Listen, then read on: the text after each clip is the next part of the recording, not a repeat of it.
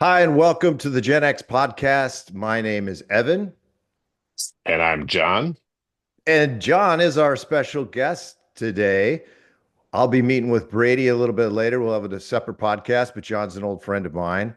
He is from South Dakota, so I imagine that the weather is probably not as nice there as it is here in the palatial estate here in Arizona. Actually, it's crazy. John, Yesterday, I grilled outside. so that's what you guys do, right? Like, this is a Midwest thing. It's like shovel off the grill. There's 12 inches of snow on it, but hey, it's 33 degrees out, so let's get out there and grill, right? Like that's a thing. Totally. Yes. John's married and has like 800 kids. No, it's three boys, right? Three boys. Yep. And each of them are about 5'2" and weigh 85 pounds, which is the We raise opposite of large truth. humans. They are the very large athletic boys, right? It's pretty awesome. John's wife was a high school basketball player extraordinaire, and And just volleyball. before in volleyball too, right? Like, Yeah. and I used to actually watch her play quite frequently down in Florida, and but interesting story. This maybe plays into the whole Gen X mindset, right? Like where nicknames don't bother us. We're not offended by stuff. Steph Yes. is John's wife is part Seminole Indian and has long dark hair, and her nickname in basketball was Big Chief Tossing Hair. That is Uh, correct. and you probably couldn't do that today, right? You probably couldn't get away with that. But it was an awesome name, and I think the local newspaper even reported on it, Oh yeah, uh, Braden and Harold had that in there multiple times. which was awesome, right? And it's like I was just thinking about Bradenton the other day, Bradenton, Florida, where I used to live, and Stephanie's from Bradenton, Florida, and the athletes that city and that surrounding area cranks out is unbelievable, Yes. right? Yes. I ran a basketball camp for a couple of years when I lived there, and I mean, guy after guy would come through that camp and then end up at a Power Five conference school. I think there was a guy who made the NBA. I can't remember now. This is many, many years ago, like Well, 30 years ago, but Clifford Rozier, who played Cliff at Rozier. North no North Carolina, he went to Southeast and Yep. then played at North Carolina. Yep. And but I was trying to tell my son the other day, I'm like, you cannot believe the athletes that come out of Florida. It's insane, right? They have an amazing ability to crank out athletes. Now, I've made my college football loyalties somewhat apparent on this show. I went to Iowa State, so I'm an Iowa State fan. So I was more than happy that Iowa State beat Miami.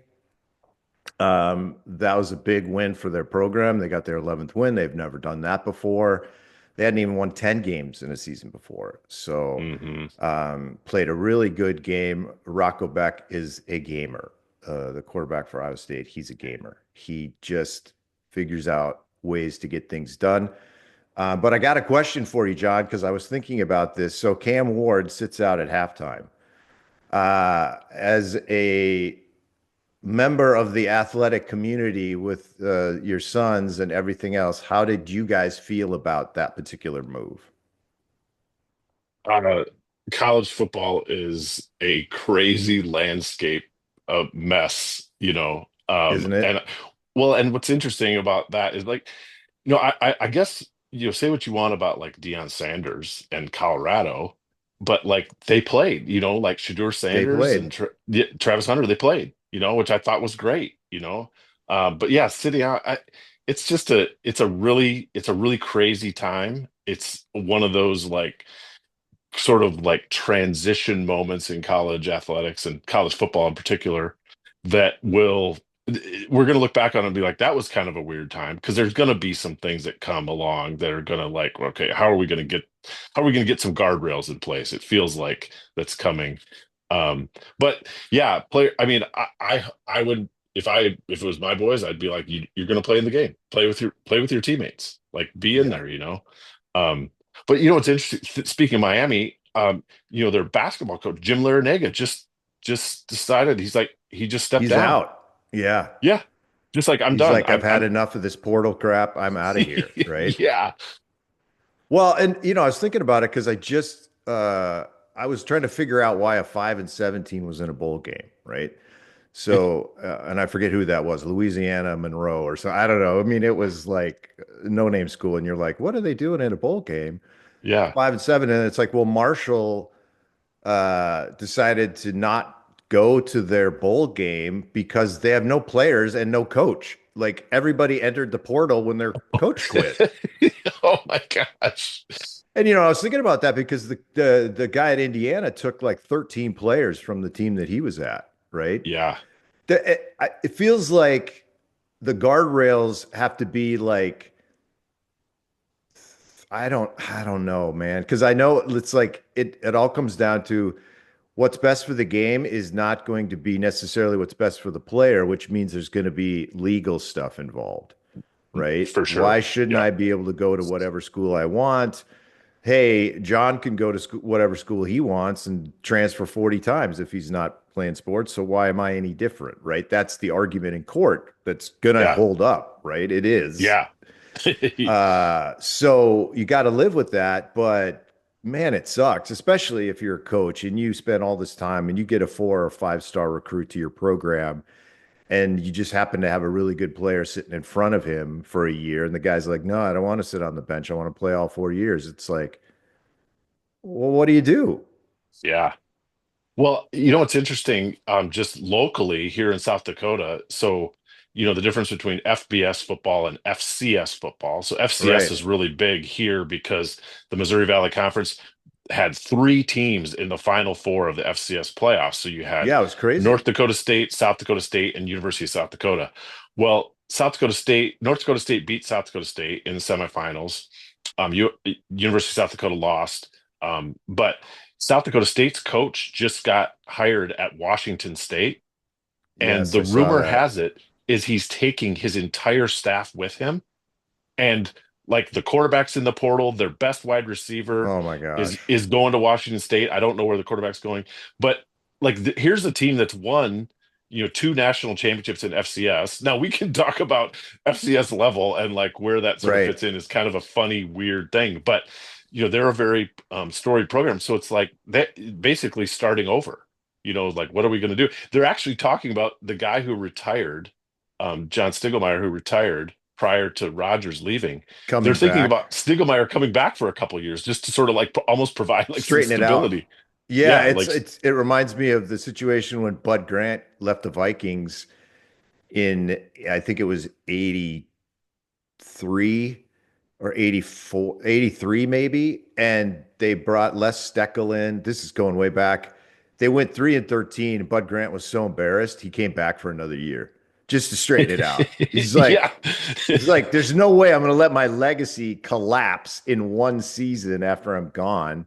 Yeah. So, kind of guy he is. He said, screw it. I'm coming back. We're going to straighten this thing out. They went 7-9 and then he retired again. Right. It was Well, like, and just think about how that there's no way that happens now because it's no, like that it's wouldn't not happen. your decision No.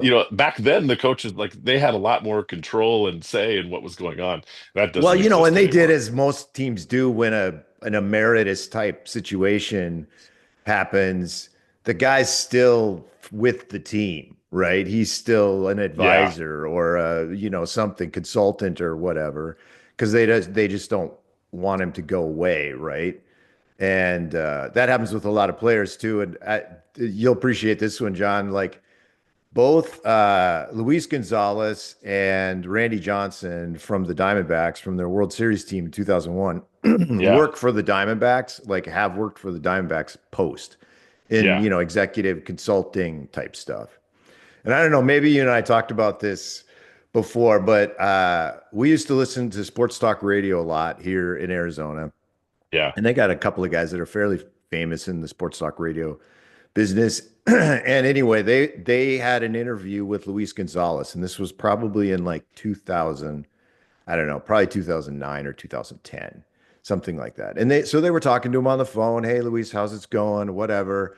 And he's talking about the team and what the moves they're making and all this stuff. And then they were like, "Hey, I heard you guys also hired Randy Johnson."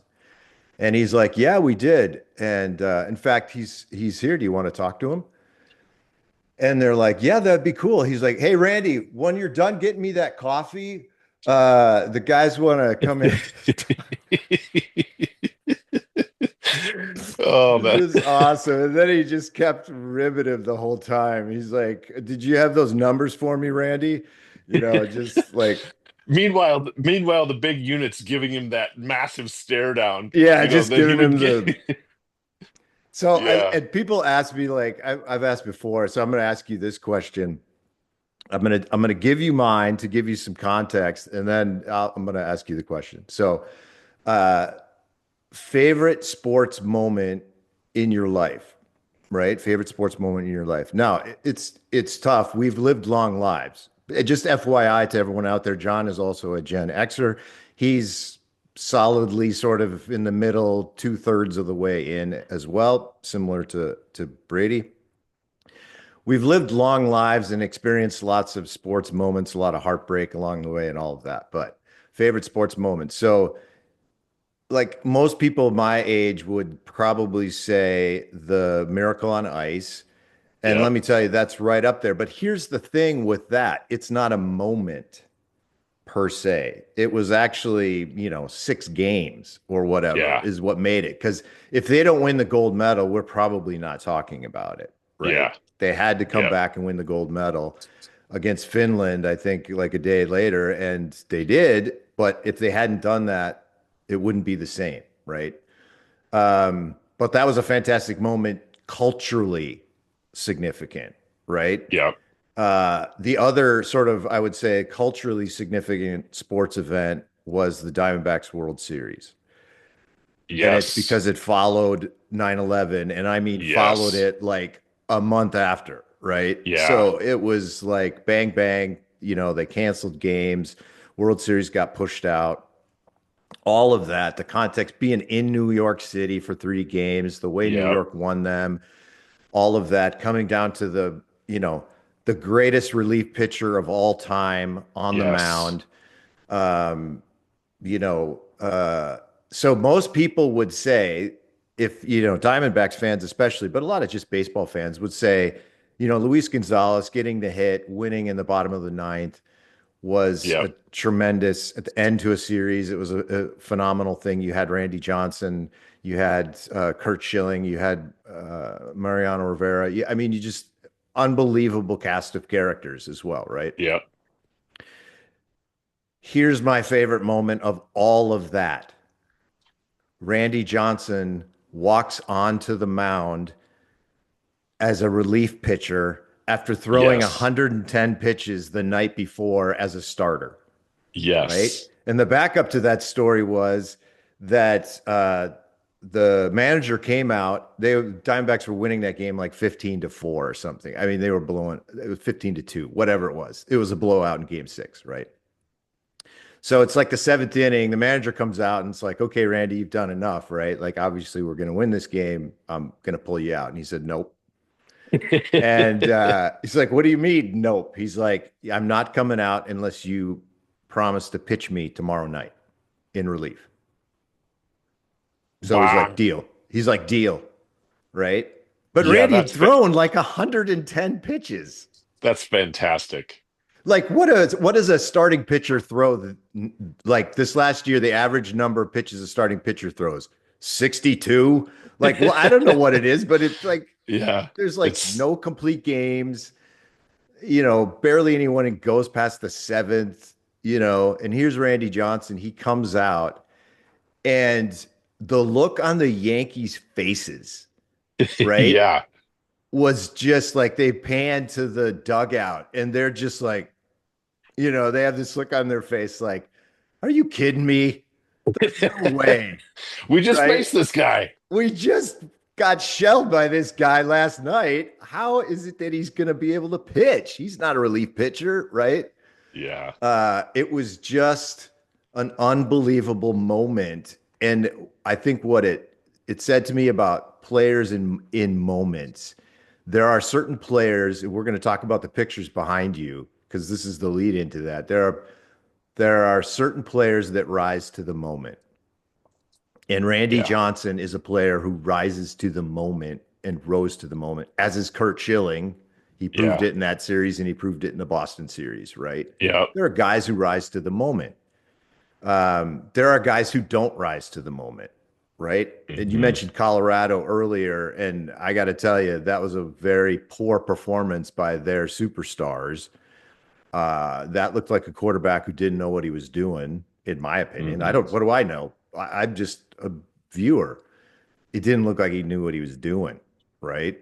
Yeah. Um, Compared to the quarterback on BYU's side, looked like he had a plan and was executing it, right? I don't know Yeah. what else there is to that, but there's players who rise to moments. Now, your favorite sports moment of your life can be any time, could have been yesterday, but any time in your life, do you have a favorite sports moment? Well, that's certainly that's certainly close on that list Yeah, of that one. That was actually shortly after we moved back because we had moved to Arizona. We lived there that's from right. 97 to 2000. So, the Diamondbacks started in 98. So we were like all in. We went to a ton of Diamondbacks games. We were all in on that. And so we had moved back to South Dakota. It's 2001, and I'm like this rabid Diamondbacks fan. And of Yeah, course I remember that happening. And yeah, it's just, yeah, and to have it happen. I mean, did you think about, like, at that moment, everybody wanted the Yankees to win, yeah. because which is kind of probably the first time ever in First time Yankees ever, history. first and last time ever. Yeah, it's like sort of the sentiment. They were the sentimental favorite in that It's scenario, like, how obviously. did they manage that one, right? Like, Yeah, yeah. But that one was certainly actually the other one that came to my mind was in your living room, which was oh, okay, the I know where you're gonna Bronco. go. Yeah, Broncos winning the Super Bowl. Broncos That's right. beating the Packers and Brett Favre, John Elway and the Broncos beating the Packers. I'm a Broncos fan. My dad grew up in Colorado. Our whole family are Broncos fans. And so that was them, after losing three Super Bowls in my lifetime and being like, please don't become the Minnesota Yeah, Vikings. exactly. You don't want to be the Vikings. Don't be one that lose four. So then they win that one, which was just amazing because it came down like it was a very close It was a game, close game. very close game. And it was sort of like for John Elway, who didn't really have much help around him. He finally got Terrell Davis, a really good running That's back. right. And so that one's right in there. I would say from like sports moments, just because favorite teams, Yeah, the Broncos and then the Diamondbacks at the time. And I don't necessarily follow the Diamondbacks as closely as I do. It's just, it's been years since we were yeah. there. But I would say a couple other things, maybe sports experiences. If I had to talk about favorite sports experiences, this past March, our son was studying abroad in Spain, and so we went to Spain and we went to a Real Madrid Oh, versus nice. Athletic. Not Atletico Madrid, but Athletic, the club out of the Basque Country. But we went to that match in the Santiago Bernabeu, and Nice. it's like one of those things, just a regular season match, but you go there and then they start playing that Madrid, Madrid, Yeah. Madrid, a la Madrid, like that whole thing. And you're just like, just massive goosebumps, like Yeah. these anthems, they start playing that. So that, like being in the stadium, just like a regular season match with like 80,000 plus that the Santiago Bernabeu holds, was a fantastic thing. But then the other one, which is a little bit smaller scale, like almost like a tenth of that size, is I'm from the Midwest. We are about 3.5 hours from Lincoln, Nebraska, and the Nebraska women's volleyball team is they are the rock stars on the University of Nebraska campus. Like it used to be Nebraska football. Yeah, they Nebraska, suck. So, they are a yeah. volleyball school. Although they won their bowl game, they won the That's Pinstripe true. Bowl They did. back in First time Yankee in eight Stadium. So years. we're like tying it. Yeah, yeah, exactly. It was Yeah, at Yankee Stadium. yeah, but they're a volleyball school. Everybody talks about Nebraska being a volleyball school, and we're massive Nebraska volleyball fans, and we've gone to a couple of matches in the Devaney Center. It's 8,500 people. it is one of the greatest live sporting events you'll ever go to. Isn't Like that awesome? just knowledgeable fans and then the appreciation for just the great place. So like if I had to say like the best, oh, and then the other one experience, I went to a USA US men's national team soccer match at Sporting KC Stadium in Kansas City, which is about 5.5 hours from me. So it was the USA versus Guatemala in a hexagonal, like for, to one of the qualifying rounds for the World Cup. Right. And that I couldn't, everybody got there and everyone stood the entire match Yeah, isn't and that like something? sat down at halftime. And so like those would, if I had to say what are the three best live sporting events I've ever been to, it's that soccer match in Kansas City, it's the volleyball match, a volleyball match in Devaney, and then a soccer match in the Santiago Bernabeu. And it's funny because I think people sell short different sports in terms of what the experience is like, right? Yes. You're used to certain ones, and then you go experience something else, and you're like, man, I've been missing something. So, like, Michelle and Jonah, my wife and son, went to see Chelsea play when they were in London this past Yeah. summer. So they went to Chelsea Stadium and watched a game with Chelsea, and that was their favorite thing in the whole trip. They went to London and Paris and Germany, Yeah. and their Yeah. favorite thing was going to the soccer game. And they just said it's just such a awesome environment, and the fans are so into it. And like Yes. you said, they're doing the chants and the singing and everything. And I said, we're missing that from our sports. Like, Yeah. not a lot of teams, college or pro or whatever, have nonstop singing and chanting throughout the game, right? Yeah. Like, just completely, because what it does is it unifies the crowd, right? Because you're Yes. all singing the same thing. Now, we do it sometimes, but a lot of it's manufactured with the guy in the organ, Yeah. right? Yeah. And stuff like that. So, and then they play really loud rap music in the timeouts and stuff. And that doesn't really help the vibe because then Yeah. you're a consumer of entertainment rather than a participant, Yeah. right? And it Well, happens in the churches other too. thing that Don't I get me noticed, started, but it's like, the other thing I noticed when we were at Santiago Bernabeu at that match is um certainly you're in Spain, so the level of soccer knowledge there is infinitely greater than it is here in the United yeah, States. right. But like their sheer appreciation for like a defender just shepherding the ball out of bounds so that their team gets possession, like They that all kind of thing, applaud. they all applaud. And it's just like it's such a simple but subtle thing. But like their appreciation for just the minute details of the game, it just was fantastic. It was a great observation just to This is be able to what, and see all this the is, people. and my son plays soccer, and it's something that you learn, right? The more you watch a game, you learn when in a play is important, right?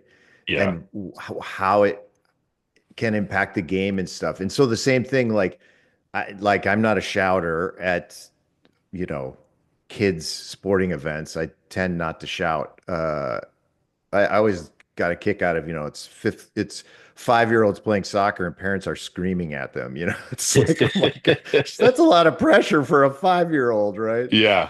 But they're the doing exactly what you said, right? Like, hey, my son, all he did was just, tip the ball out of bounds or something, but it was at the exact right moment when that was what was needed.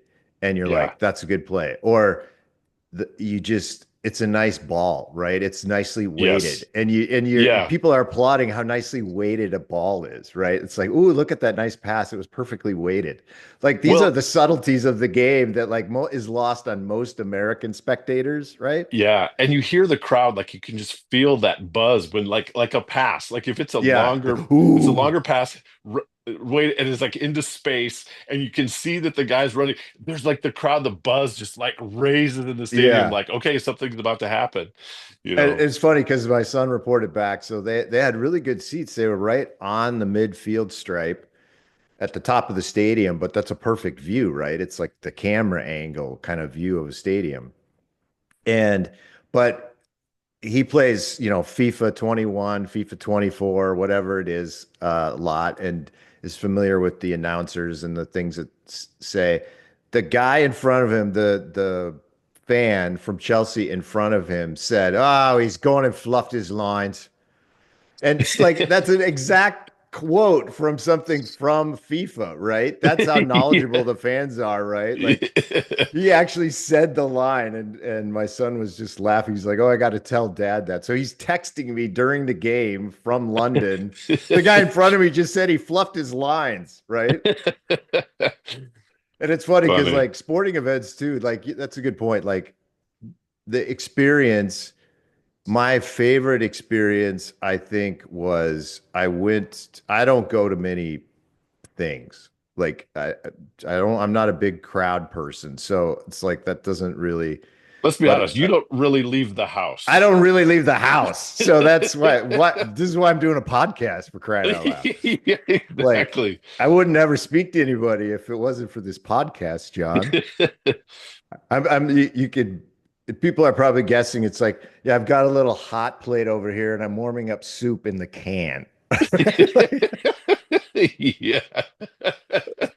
so, no, but I went to when the Coyotes were still in Arizona, Yeah. I went to the Coyotes last game of their second round playoff game. So if they win the game, they go to the Western Conference Finals. It was that game, and I think they were playing Buffalo Sabres, and it was a whiteout, and Oh the yeah. crowd was jacked from the drop of the puck. This was probably the furthest, was about to be the furthest the Coyotes have ever gone in Arizona, and the crowd was lit and like nonstop. It was Yeah. just the noise level, and I took some video of it. It's just insane. I mean, it was a fever pitch for the entire game, and they ended up winning 2-1, I think, and went on and got beat by Chicago in the, I think it was by Chicago in the Western Conference Finals, right? Yeah. Just an incredible sport experience, though, because it was, for one, there was no other fans there. It was all Coyotes fans. Yeah. Nobody was flying from Buffalo all the way to Arizona, right? It was like that was great. If it had been Detroit, half the stadium would have been Detroit fans, Yeah. right? This is the thing. This is the problem with some of the Southern teams, right? A lot of your fans are transplants. And they Transplants. always talk Yep. about, well, oh, Green Bay, it's such a great stadium and such great fans. And it's like, right, because no one from any other city would ever go there. Right? It's Yeah. like you have a game in Arizona or in Florida or whatever, it's like filled with half the fans from the north just because they wanted to escape the cold and come, Yeah. where there's nice weather, right? Same in LA. I was amazed. I was watching a game earlier this year, and it was the Rams and the Niners, and half the stadium in LA was Niners fans. Oh, sure. Like more than half the stadium was Niners fans. So they must have bought up all the tickets from the Rams fans, paid extortionate prices for it or Yeah. whatever. But yeah, that was my, I think, my favorite sporting event. I mean, I love going to my own kids' soccer games. I'm sure you guys Sure. love going to Yeah. Yeah. your kids. It's just something special about that. And you know, as a sports parent, I think back to our days as kids and what youth sports was like when we were kids. It was not a big production like it is now. Um, and kids were tougher. And I don't mean like physically tougher. I think kids were mentally tougher. Uh, Sure. like I saw what was it? It was a video of Caleb Williams, and he was sobbing on his mom's shoulder in the stands after a game that he lost at USC. And I was like, as the Gen X in me went, nope, that guy's not leading my team, right? Like, Yeah. that means he's a nice person. He has a caring mom. This is all good, right? Yeah. Is Tom Brady crying on his mom's shoulder after he loses a Super Bowl to Eli Manning? Something, no, I don't think so, Yeah. right? Yeah. Speaking of Eli Manning, he's up for the Hall of Fame. Yeah. What is your thought on that? Man, two He's a Super tough Bowl one, win, right? two Super Bowl wins. It Two is for Super Bowl wins. there is how many QBs can you say have two Super Bowl wins? Like four, maybe. Yeah. So, um, yeah, So I it's mean, I it's think it's I yeah, think you've for that got, alone, he probably is. And I mean, how many years did he play for the Giants? I don't know, 15 maybe. I mean, when you think of, I mean, he was a really good, serviceable quarterback for a long period of time, and he won two Super Bowls. It's like that kind of feels like he is in there, I guess. But Because it's so hard to know that like I think the Hall of Fame used to be very exclusive. I think we're yeah, probably it's becoming a little bit they're becoming a little it's a bit little more watered down.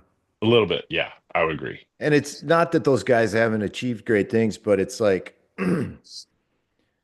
I mean, does championships automatically guarantee you uh, a jacket? It shouldn't, Yeah, because that's a team effort and this is a individual award. Do you know what I yeah. mean? But But when at the you think same about it, time, is he rose to the moment, as we talked he about did, earlier, like we were saying, and he to beat freaking Tom beat Brady. Tom Brady Yeah. and his Yeah. own brother, who was clearly the better quarterback, right? Yeah. And to get more Super Bowls than his own brother is a Well, pretty they amazing thing. Peyton has one. Peyton has two because he uh got one with the Colts and one with the Broncos. Did he win both of those? Yeah.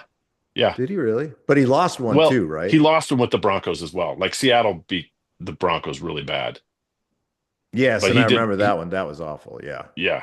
Yeah.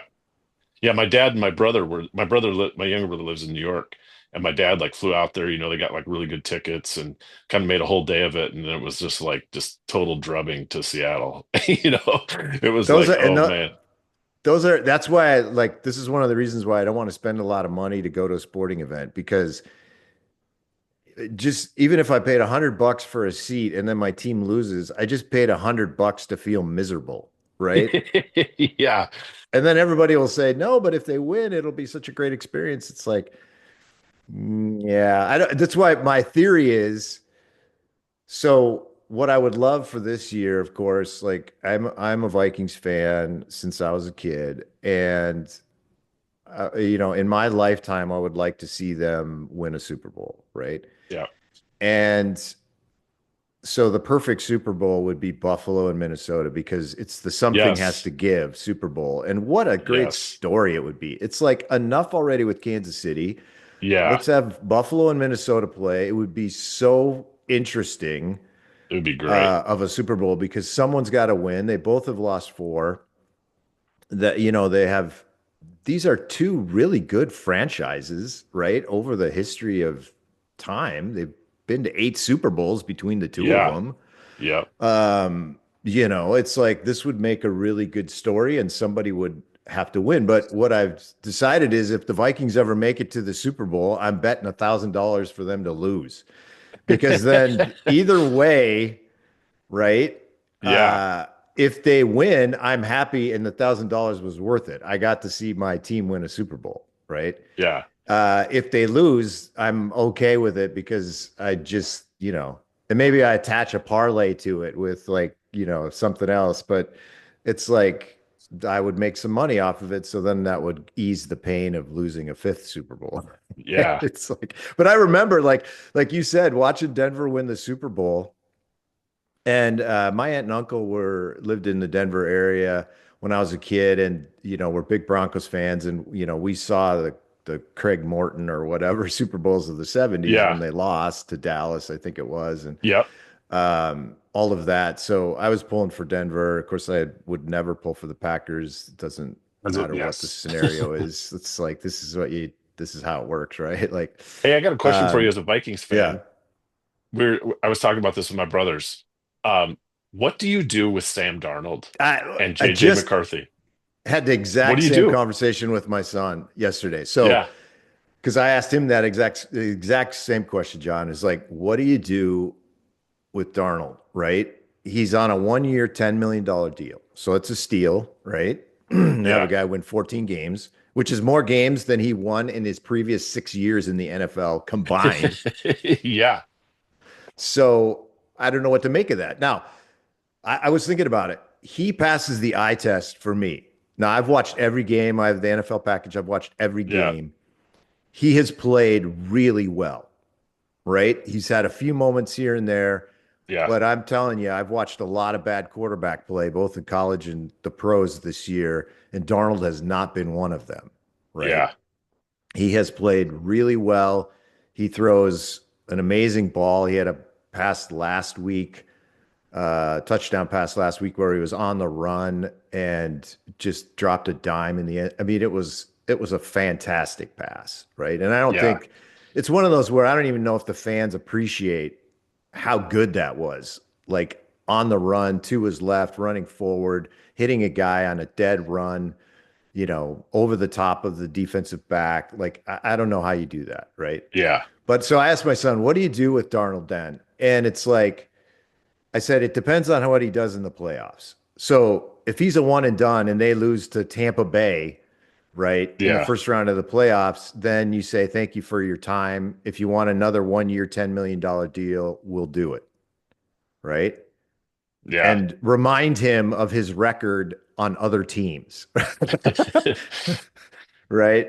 But the problem with that logic is his agent, there is no way Oh no, of his course agent not. is accepting His agent that. wants 50 million and probably a 2 year deal or something now. Because he's still young. He's only 27, man. He He's only probably is looking for 27. a Yeah. 5 year deal, right? Like, Yeah. so uh, somebody will give it to him. Now here's the thing. It's like, do you want to play for the Jets? See how that's done for Aaron Rodgers' career, right? It's Yeah. like, I don't think you want to play for another team like that because the Carolinas of the world or whatever might give you that money, or somebody might give you that money. The Giants might give you that money, but is it worth it, right? Hmm. So, but you've got JJ McCarthy sitting there. The Unproven.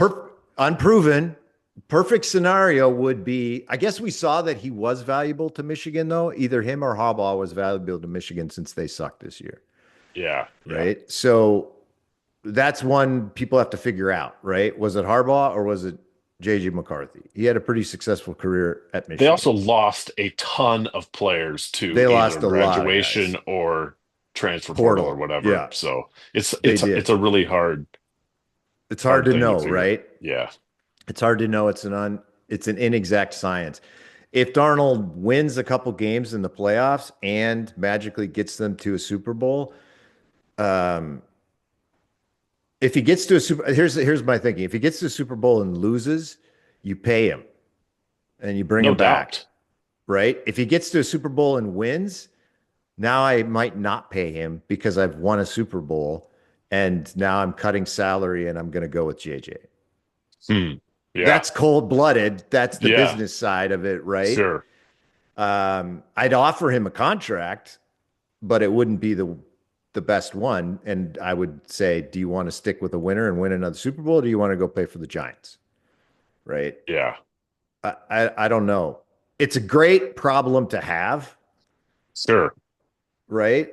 I guess, but But it's that it's a problem tough gets one. in hindsight, because whatever you decide to do, in hindsight, it's If going to be it no, judged. it Scrutinized. these are the decisions that make and break GMs, right? Yeah. Absolutely make or break a GM on this one. Right now, the GM is playing with house money, right? Because it's Yeah. like he didn't fork over a lot of money or cap space, anything for Darnold, and it was an experiment, and it's paid off better than anybody could have dreamed, right? Yeah. It's the Yeah. second most wins the Vikings have ever had, Yeah. right? This is their Well, second and best the season other in time 60 years. the other time they had a bunch of wins, it was 1998 when they lost to the Falcons. Yeah, and it Um, was eh, Randall Cunningham. yeah, and I was ready. Because again that was the Broncos had beaten the Packers the year before, and then I was all ready for like me to be Broncos fans versus all those people I know who are Vikings fans in the Super Bowl. And Yeah, then oh they're like, gosh. It and it was then the Super Bowl everybody wanted, and then it was like a big turd because it was Atlanta, yeah. right? But the And Vikings, they who were, what was their record? They only had like 15 two and loss. 1. Yeah, They were 15 and 15 1. and 1, and their Go. only loss was on the road at Tampa Bay by 3. In the entire Huh. season, they lost one game by a field goal.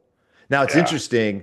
The Vikings have won 9 in a row. I think now they were 5-0, and then they lost two. Here's this is an amazing stat. They won the first 5 games. Then in a span of 5 days, they lost 2 games, and they have not lost since. So now they've won 9 in a row. So 5 in a row, Yeah. 5 days, 2 losses, and now another 2.5 months of no losses. That's kind Yeah. of an amazing thing, right? Yeah. But it was a recycled quarterback that they did it with that time as well, right? 15 and 1. They had a guy named Randy Moss and a guy named Chris Carter Yep. All he does on is that. catch touchdowns. Yeah, all he does is catch touchdowns, and that's the better team. That was probably the best team to never win a Super Bowl. I Yeah. think that was an unbelievable team, and it would have been a great Super Bowl uh, against Denver. That would have been the Super Bowl. Denver was 14-2, I think, that year, right? I think they I don't were. remember what the record, but yeah, they were better than they were the previous year. Yeah, That yeah, when they actually when they won it. Yeah. which is interesting because that's the same thing that happened to the Diamondbacks the year before they won the World Series. They won 100 games. And then the World Series year, they only won like I think it was 93 or something. I can't remember Yeah. exactly, but their regular season was not quite as good. But as I've ever told anybody, if you have two great starters and a serviceable starter, you can win a World Series, Yeah. right? And they definitely had that. They Yeah. had two of the best starter pitchers of all time, practically, on the same roster, and those guys were unbeatable, right? In Yeah. fact, I was telling our mutual friend Ben the other day, it's like, man, cue up the Randy Johnson perfect game anytime you want to see a pitching masterclass. Yeah. Uh, it's so efficient. It's Yeah. unbelievable. I mean, it was like if he threw 110 pitches, 108 of them were strikes. I mean, he had guys swinging at pitches that hit their back foot, right? Like that's how I remember good watching he him one was. time, and it was probably Bank One ballpark at the time, the Yep. Bob. Um, I remember he was pitching. It was in the ninth inning, a complete game. Which when's the Right. last time we had a complete game thrown? Like 10 years ago. Yeah, yeah. But I remember in the ninth inning, he, I think he took him down 1, 2, 3 to end the game. And like of his last 10 pitches, like three of them were like, it was like 100, 100, 10. He was cranking Yeah. 101. I remember In the 101 ninth miles an inning. hour in the ninth inning. It's just like And there's the incredible. only other person who's really kind of on that level, I think, with that is Nolan Ryan in terms of Yes. like the dude could be pitching in the 12th inning and still throwing 100 miles an hour. I mean, Yeah. he was a freak of nature, right?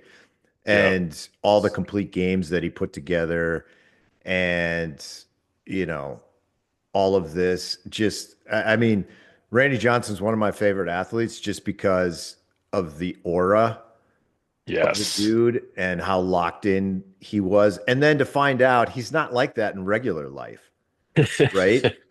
Yeah. He's kind of a funny guy, right? Like if That you saw, goes into the character. He becomes the yeah, unit. he becomes the unit, right? And just, nobody wanted to be within 10 feet of him. And that was the aura. And I would challenge anybody to say there's ever been a more feared pitcher than Randy Johnson, right? If you're a batter, especially if you're a left-handed batter, Yeah. uh, Although Bob who, Gibson might take exception yeah, to because he would like that. every pitch was right here, right? Yeah. But Randy scared people because 6'10", the ball is coming from first base, Yeah, yeah, with that that sidearm delivery. three-quarter sidearm thing. I mean, the Yeah, ball's literally coming from first base, and if you're a left-handed batter, it looks like it's going to hit you in the head. yeah. And that was just and I mean, who else can hit a dove flying across home plate, dude? It's Yeah. like I think somebody at MIT calculated the odds of hitting a moving bird when you weren't attempting to is like 1 billion to 1, right? Like Yeah. Yeah. just and you've seen this, right? The logo for his photography business is an upside down dead bird, like with feathers coming off of it. That's his That's logo. that's It's like amazing. that tells you all you need to know about Randy, Yeah. right? Tough Hey, guy. speaking of Nolan Ryan, this is my for Christmas, my parents got me it's all of my birthday, June 2nd. So they got me all of the covers of I think it was like Washington Post or whatever, and of that day from my Oh, birthday or from your when I was birthday. born to present. And I opened it up, Awesome. and on my birthday, Nolan Ryan threw his fourth no hitter. Or when I was Oh, that's born, the day I was born, he awesome. threw his fourth no hitter to tie Sandy Koufax for the record. Think about that. He threw his fourth no hitter at that point, and then he threw three more of them. Three more. Yeah. So he almost So doubled the previous record, right? yes. So I This thought is that one of was those things like those you see memes like in Instagram and on X too about like crazy stats, right? Like ridiculous stats. yeah, And there's a whole page of ones on Nolan Ryan stats, right? yeah, And it has to do with like pitches thrown. He threw 200 pitches in a game or something, I think. The number of no-hitters uh and one hitters is like yes, 25 or something, like one yeah, hitters. It's yeah, like on top of seven no hitters, right? Like that's just yeah. crazy. It is. And just all the complete games and everything else. But one of the other stats was I love Wayne Gretzky stats. You and I had a big thing like 20 years ago where we talked about the top 100 athletes or the top 20 athletes of the 1900s, right? Yeah. Big debate about that and everything. But Wayne Gretzky was, I think, in my top five. And one of the stats was if you took away every goal he ever scored, he'd still be the points leader. Yeah. Yeah. Like, Yep. because he has like 50 million assists on top of all of the goals, right? It's just like Yeah. the crazy stats. And Yeah. then it's so you brought it up in our pre-show prep. Yeah. Ricky Henderson passed away this last week. And I don't know that like people not from the Gen X generation do not appreciate or understand who Ricky Henderson was and what he brought to the game. And by the way, point out what's missing from the game a little bit as well Yeah. today. Yeah. Um, that is, no one will ever do what Ricky Henderson did ever again. Not even close. And there's so many reasons for that, but it's because what he did was dangerous to your health, right? Stealing Yeah. bases is a good way to Yep. get yourself hurt. And a Yeah. lot of players just don't want to do that sacrifice when the guy behind him is going to hit a home run, Yeah. right? And that's the other reason. It's like because every guy's swinging for the fences now. So what's the point of stealing a base and getting caught? Yeah. Oh, by the way, if you didn't watch Ricky Henderson, he didn't get caught, Yeah. right? It's like Well, you'd have here's like if a you talk hundred. about crazy stats and Ricky Henderson, I saw this one. Um, if somebody came into the league and played 22 seasons and stole 60 bases a season, they would still be behind Ricky Henderson for the all-time steals record. And 22 seasons of 60 steals.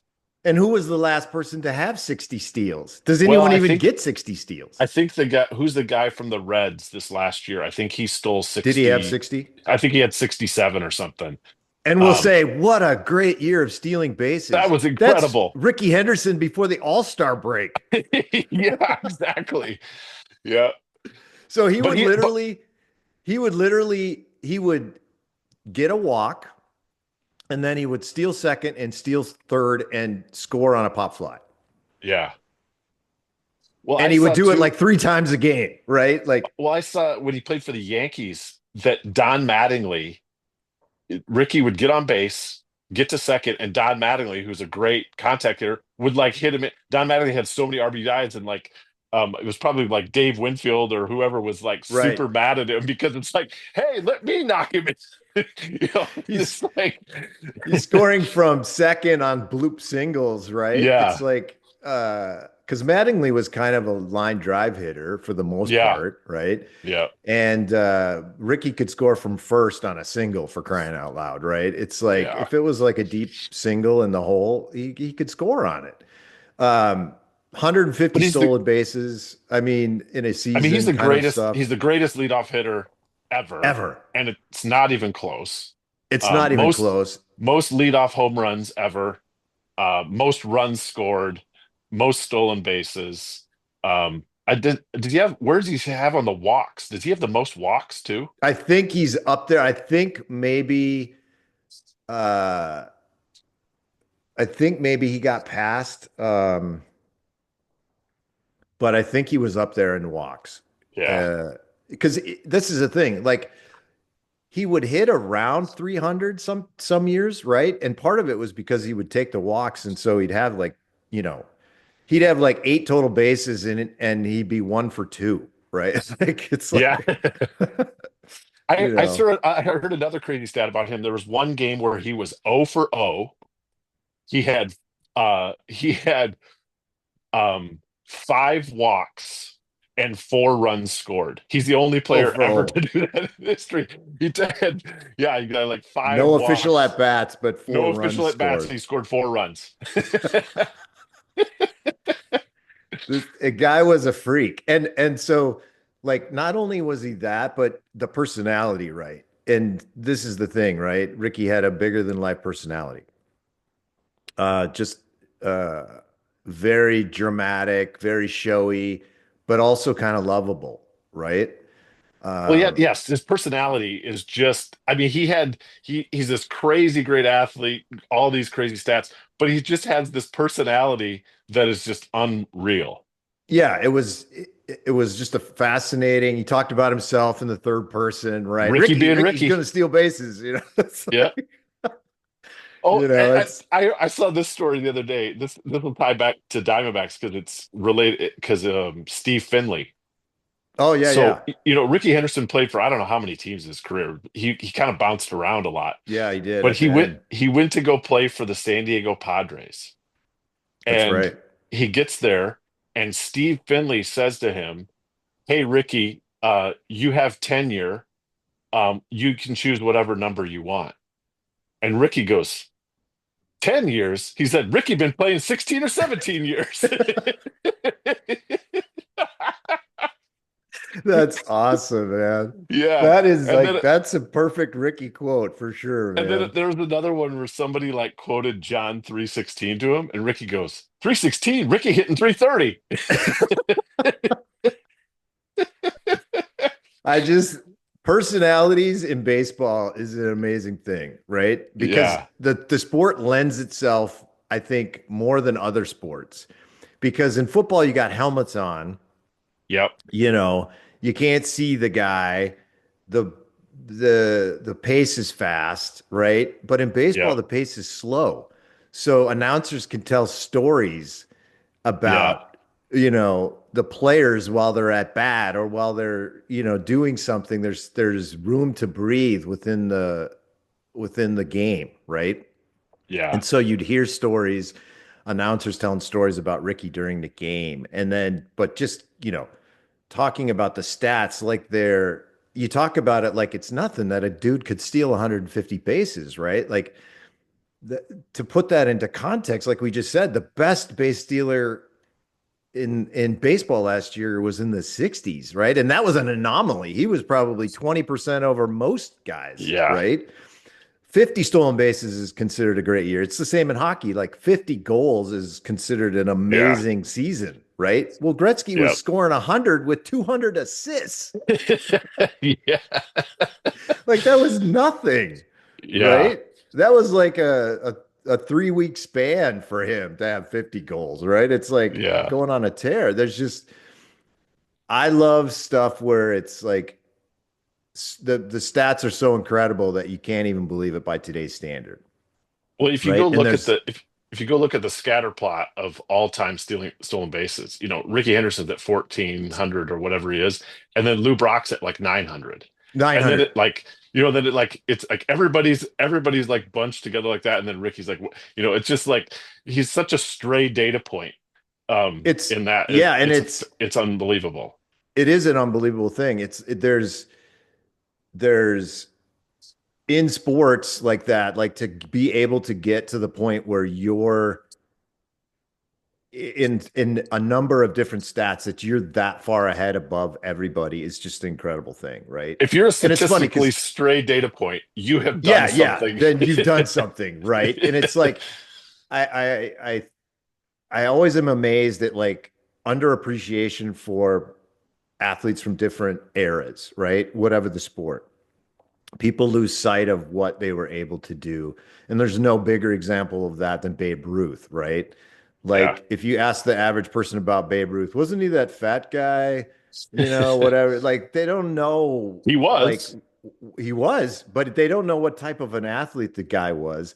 And you're like, Yeah. yeah, he hit a lot of home runs. And I'm like, if you had to guess, like this is my favorite, if you had to guess a home run hitter like that, kind of a fat guy, what do you think his batting average was? Career.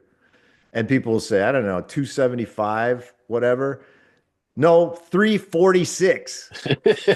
Yeah. That's not a good season. That's his career batting Yeah. average. That's Well, and insane. he used to steal bases early in his career And has 93 or 94 wins as a pitcher, as a pitcher. Yeah. which is another thing that people don't quite comprehend, right? The guy would have had, if he just would have retired after he was done pitching, he would have had a decent career just as a pitcher. Yeah. Like, go to your team right now, whoever you follow, and find the guy who has 90 wins, Yeah, exactly. right? Like, on your team, nobody on the Diamondbacks has 90 wins, Yeah. right? I'm relatively certain of that. Like, you've got to have played. But this is the other thing. It's like the same thing. Like, Pete Rose passed away, what, a month or so ago? Yeah. It's such a sad story because I just watched the documentary on him, and if you haven't seen the most recent documentary on him, it was really fascinating. It's like a four-parter, Hmm. and I don't think he really ever came to grips with the issue, right? I don't think he Yeah. still ever really came to grips with it. And on one side of it, I get it. I get why he didn't, because I still think in his mind he didn't really do anything wrong, right? Hmm. And on some levels, I would say maybe he didn't, right? Comparatively speaking, he didn't. It's hard to know all the details of it. You just don't know, right? But If he did bet on his own team, that's a bad you know, thing. that's yeah, yes. Except now everybody's betting on everybody's team. You mean to tell me you don't think professional athletes who have millions of dollars in expendable income Yeah. are not going on BetMGM or whatever else? Come on, man. Like live in Yeah. the real world. I guarantee you those guys are betting, Well, right? Maybe not on they their get own their team, mules. but They get their mules to bet yeah, for they them. got mules. Like I watched the Yeah. documentary on the ASU basketball team that Yes. was shaving points. Yes. And this was in the 80s, right? I Yep. think, or early Yeah. 90s. 80s. It was before I moved to Arizona. And they have it's a 30 for 30 or something, right? They have a Yeah. special on it. And the main guy who was shaving points, who like took the money initially, said it was really easy. Like in the Yeah. documentary, like he served his time and everything, and he's fessing up. Like he wasn't holding anything back. He said exactly what he did and how he did it and how it worked and the whole deal. Like he comes completely clean on all of that. Yep. And he said after the first game, I was surprised. This is easy money. That's like Yeah. he's like this. That was easy. It's a pass out of bounds, Yep. right? It's a dribble it off your foot. Do you know how easy it is to miss a free throw? Right? Yep. It's like he's like, it was way easier than I thought. And it's like, he made a point. I'm not losing games. You're not paying me to lose games, right? Yeah. I'm not losing games for my team, but if, the spread is 8, can I keep it to 6? Yep, Yeah. right? Or whatever. Whatever I can control the outcome within Mhm. a certain range, right? Yeah. Especially as like a point guard. Like you could just miss a Yeah. couple shots and the guy's wide Lots of open control. and I just don't throw it to him, Yeah. right? So Hey, that brings me, yes. Speaking of Arizona State, this is a great lead into the question I have for you. Okay, yes. Unless No, you want to go somewhere fire else. away, man, fire away. Okay. So, a little bit of background. I had lived in Arizona my freshman year of high school. So I lived in South Dakota for 15 years, moved to Arizona for a year. My dad studied at Arizona State, got his doctorate there. Then came back to South Dakota, went to college, and then my wife and I moved to Arizona and lived there for 3 years. So I've lived Yep, 4 years in the Valley. that's right. Um, but when you and Brady were previously talking about, well, one of your house where you lived in a block away from Arizona State, from Sun Devil Stadium, That's right. I wanted to ask you, what is your favorite memory ever at Sun Devil Stadium? So I went to ASU game against USC, and my son was, I think, 4 or 5 at Okay. the time, right? And so he'd never been to a football game before, and so we went to Sun Devil Stadium to watch ASU play USC. And ASU was having a good season. This would have been in 2012, maybe. So, I don't remember. Dennis Erickson, maybe. I don't remember who was the coach at that Yeah. particular time. But USC, and, they were the rivals, hated USC, still kind of do. And by halftime, it was like 45-3 ASU. I mean, we were absolutely slaughtering them, right? And it was like 65-24 or something. I mean, it was a blowout. One of And the those crowd great was, Pac-10, Pac-12 yeah, football yeah, matches. great Pac-12 matchup. And it was like, I think the story is that USC's coach got fired in the parking lot after the game and was not even allowed to fly on the team plane home. Like, this is a Wow. true story. I think this is was a That's scenario amazing. around that. And I don't remember who it was. It might have been Lane Kiffin for all I remember. I don't remember who Yeah. it was, but um that was a my son was super excited. It was, I mean, when you pack out Sun Devil Stadium, it's a pretty cool environment. Yeah. And it was great this year. The end of the season, the stadium was packed again. It hasn't been Yeah. filled for years, and it was super exciting. And Dillingham is just an absolute crazy nut, awesome dude, He's just such a right? breath He's of fresh air. Oh my gosh. It's like people were saying, like, the same thing about the Pop Tarts Bowl. It's like it's such a breath of fresh air because it's fun. It's just Yeah. and the game was amazing, 42-41. I mean, people were Yeah. scoring like right and left, and the Pop Tarts are dancing around. And I mean, it's just the spectacle of it was just Yeah. fun, right? And we need that. It's like Armed Forces Bowl. It's, there's games that are in Philadelphia. It's 20 degrees. There's 8 fans. Um, it's just nothing. So I mean, I'm super excited for ASU. It's like, I'm telling you, they can beat Texas. Whether they will or they won't, I don't know. They can beat Texas. Yeah. And the reason they can beat Texas is because no one thinks they can beat Texas, and Texas thinks they can't be beaten. Yeah. So this is how you beat them, Well, right? and the Sun Devils have Overconfidence. Scatterbo. And you got Scatabo, and if you haven't seen, it was amazing because I've watched him for 2 seasons and knew this guy was a beast. He's the next McCaffrey. He is, right? Yeah. He is a stronger Christian McCaffrey, right? Yeah. Now, whether he produces in the NFL, we'll see. I think he's going to be a Sure. great NFL player. just because of the skill set that he brings in the drive, right? So Yeah. watching him all season, just he rolls over everybody. He refuses to go down. He's a great player, right? Yeah. And then like second to the last game, the announcer's like, if you haven't seen Cam Scatterbo play a football game before, you need to watch this guy play, right? Yeah. And it was finally somebody on a national level was recognizing what a talent this dude is. And Texas will not be able to stop him. Now, whether they can shut down ASU on Yeah. other levels, we'll see. But they nobody has been able to. Everybody knows it's coming, and you can't stop him. It's kind of like Saquon Barkley this year. You know he's Yeah. getting the ball, you can't stop him, right? And Derek, it's like, what is with these guys with their resurrected careers, right? Yeah. Saquon Barkley and Derrick Henry hadn't been relevant for like 3 or 4 years. You know, we Yeah. hadn't been really talking about them, and then they're both just like machines this year, Well, you just right? get it. You get an offensive philosophy. I mean, you have an offensive line that wants to do it. You have a coaching philosophy that says this is what we're going to do, Yep. and you just get into the right situation and just flourish. Like I that's where Dillingham is at, right? Like he wants to have fun and he wants the players to have fun.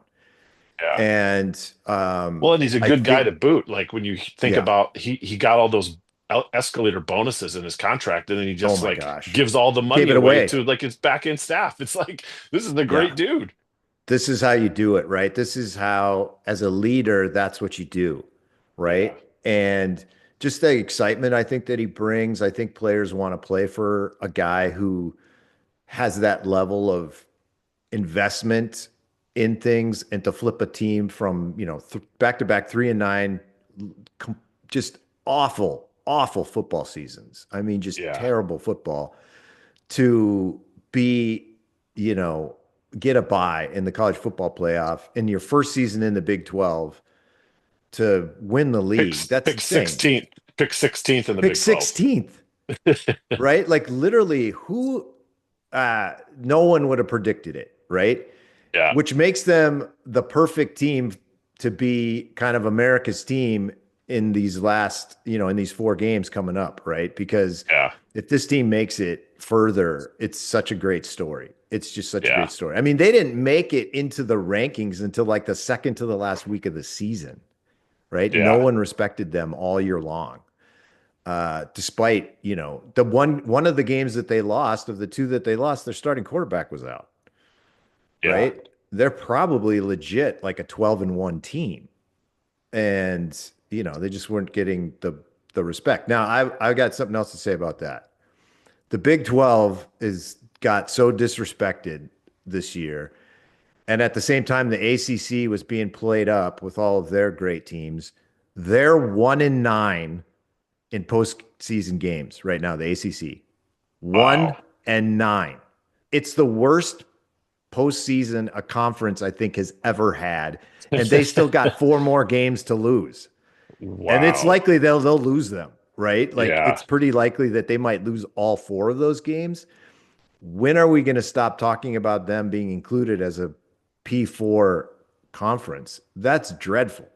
Meanwhile, the Big 12 is 4-2, which is respectable. Um, and one of the losses is BYU beating Colorado, right? So it's like that doesn't count, right? It's like, Yeah. two Big 12 teams playing each other. Yeah. I think they just got disrespected. You saw, I mean, Iowa State can play football, right? They Yeah. won 11 games. They beat Miami in Florida, by the way. It's practically a home Yeah. game. And they went out and won it. And BYU looked really good against Colorado. And I just think that they got to rethink how things are done when it comes to picking the teams. I don't know what the solution is. I feel like having 8 conferences with 10 teams each, and then the winners automatically get there, and then there's a couple at large bids or whatever. I feel like something like that is going to make it more sensible. I just don't like this SEC thinking that they should get in, and then, you know, their teams are getting beat Yeah. in bowl games, right? This is definitely this season of It's a weird expanding the season. playoffs, it's a weird season. It's going to be totally different as we move forward, of how teams get, like the criteria of how they choose teams and how the committee works to get that done. The one thing that I think I was talking about this with my boys, you know, that I think everybody wants it to be like March Madness, where Yeah. it's like, oh, Cinderellas. It's Yeah. like Cinderellas in football, that is No, the it's not the likelihood of same. that happening because in basketball, you can have two guys or three guys can make a team, or honestly, one guy. If you think Yeah, back one to guy like can make Steph a Curry team. at Davidson and what he did and carried his team in Yeah. the March Madness, you could. It just takes one or two, really good players, and it can kind of carry a team a couple of. They can win a couple of games because most Cinderellas they win a couple of games and that's it. That's it. But in football, it's and people talk about, oh, it's 22 guys. It's not just 22 guys. It's all these guys on special teams. It is Yeah. a massively huge team and you need depth and you need so the fact that, a Cinderella team. Now, you were just talking about Arizona State, like that could be, they could beat Texas and they could to me they could be that even though it sounds weird to say that like a power four school would be a Cinderella team, but they would be based upon where they were picked to start the Yeah. year, And and what it's they had done the previous 2 years with, similar players and everything yeah, to flip a 3-9 and go 11-2, that's a pretty impressive. Yeah, it's the same. I say the same thing about Indiana. It's like turning that program around is pretty amazing. Indiana has never been relevant as a football team. Like literally yeah, never, right? And at least ASU has had a few moments, right? oh, for sure, They were 19 seconds away from winning the championship, right? And the Rose yeah, Bowl back in yeah, '97 with Jake Plummer. hmm That's a so they've been relevant, but Indiana's never been relevant. And I mean, they yeah. got They had beat. a favorable schedule this They year. had a favorable Very schedule. favorable. Which is a problem Um, with when you go to like when you have these massive mega conferences and you have yeah, this unbalanced scheduling, it's so hard to compare teams. So like I don't know how you get to the place where everybody wants to be in that conference. So you end up having 16 or 18 teams in a yeah, conference. It's like how do you decide who's because like for Indiana, it's like, the meaningful game that they played in the Big Ten and they played Ohio State, they they get got beat. trounced. Yeah. Yeah. So So, they didn't have an and then opportunity they get to, and then they get you beat got, in the college football playoff. yeah, and it's like you kind of saw that coming and everything, but at the same time, you can only play the teams on your schedule, right? Like as a Yeah, coach and a player, it's like you can only do what's in front of you. So the SMUs of the world and everything else, it's like they played the teams that were there that were on their schedule and they beat most of them, right? It's like I yeah. don't know how you can punish them for that, right? But at the It same just time, I unfortunately agree. makes for some really bad games. It makes for bad games because you just can't like I saw like ASU and BYU were supposed to be double digit underdogs in their games this week. Yeah. It's really like seriously double digit. These guys have hmm they won almost every game they played this year. I don't care who they played. Like, and BYU's only loss, I'll remind everyone, was to the number one team who's unbeaten, and they lost by 3. Yeah. So, and Genti is the best player in college football. I don't care what anybody says. So it's like, Yeah. and he's going to go off. Like he will go off. It's like Scatterboo. Genti and Scatterboo will get their yards, Yeah. right? So it's going to come down to what does the rest of the team do? You're not going to stop them. So, it was interesting. Now, thinking of this, there's this philosophy, right? And so it goes to the guy on the bottom picture there, right? And you're behind you. You got Michael Jordan Yeah. there, right? So there was two philosophies when playing Michael Jordan.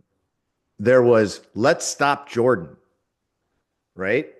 So let's Yep. put our best guard and another guy and double team him every time he has the ball and whatever else. Let's do that and let's stop Jordan, right? How did that work out for for most people? Never. Never. Like he would score 40, right? So the other theory is, look, you can't stop Jordan. He's going to get 40. Let's just make sure Scottie Pippen doesn't beat us, right? Let's make sure. Horace BJ Grant. Armstrong doesn't beat Yep. us, right? Whoever is the let's just not let BJ Armstrong go off for 30 or Scottie Bill Pippen get Weddington. 30 or Bill Wennington. Let's not let him, stand in the circle and, just dunk the ball. Like that philosophy is what tends to happen with a player like Jordan, where you just give up on trying to stop them because you can't, right? So let's make sure everyone else, if we're gonna get beat, we're gonna get beat by the best player in the history of basketball or whatever, right? Like Yeah. that's the theory. So when it comes to playing a running back like Genty or Scadaboo or something, if your goal is to stop them, likely you won't be able to. And then you have focused so much on them that it opens up the offense and they'll just eat you alive in the passing game, Yeah. right? Because you're packing 9 guys in the box to try to stop this running back. They'll throw you. So I was watching the Vikings game yesterday, and clearly the Packers in the first half, their philosophy was we're gonna stop Jefferson, right? We're gonna shut down Justin Jefferson. And Yeah. guess what? They did. And the Vikings were ahead 20-3 or whatever. So it's like, Yep. so in the second half, they decided, okay, that's not working. Yes, we shut Jefferson down, but Addison and Hawkinson and the number 3 receiver went off, right? So let's do a better job of being a little bit more even across that. And so then guess what? Jefferson ended up with almost 100 yards and 9 receptions because he just ate him alive in the second half, Yeah. right? But the Packers team did better in the second half when they stopped focusing on Jefferson, right? They actually kind of caught up at the end of the game. So these teams playing with those great running backs, it's like if I was you, I would say, how do we win when the running back gets 200 yards? Hmm. Because he's going to get about 200 yards. So how do we win in that situation, right? I think that's Well, how that's you good. have to approach it. Yeah. But that's really hard if you're running the ball because if you're successful running the ball, you're shortening the game. Oh yeah, you're taking the air out of the ball You're and you taking it have and limiting the number of possessions that each team is limiting getting. possessions. Yep. Yeah. So yeah, it'll be interesting to see. I mean, yeah, when you have an established running game like ASU and Boise State, I mean it'll be fun to watch those games. I think that'll be the philosophies the other teams try to go at them with will be fun. So So I would if it was me, if I'm Texas and I'm playing ASU, it's like I realize that I'm probably not gonna. Here's the thing, like Scadaboo, like what does he weigh? He weighs like 250. The dude's huge, right? It's like, and he can run, but you got 185-pound defensive backs. If he gets through the line, you got a 185-pound defensive back trying to tackle him. And he's running yeah, full speed at you. And he weighs 235 or whatever he weighs, right? He's just going yeah, to run right over you, right? yeah, Um, but what I'm doing is if it's a pass play, I'm blitzing. So I'm going to make the quarterback have to make quick decisions. quick I'm going to decisions. Yeah, blitz him and try to get him to make mistakes. But I'm not going to, and I might even run blitz from time to time too to try to plug a hole. yeah, But I think you got to accept. You're going to say ASU's quarterback is going to have to beat us. I think if you're Texas, that's how you got to go into that game. You're going to go, yeah. this guy's going to, we're going to make it so he has to beat us, right?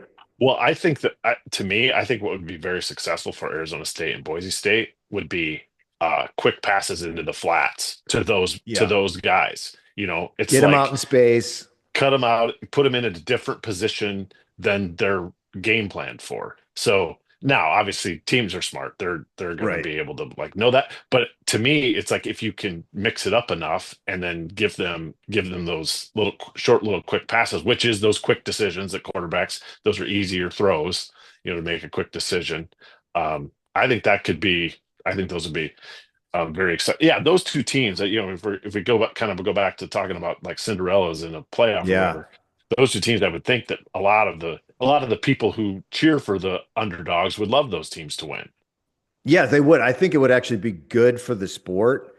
to create more excitement if ASU and Boise State would win. Yeah.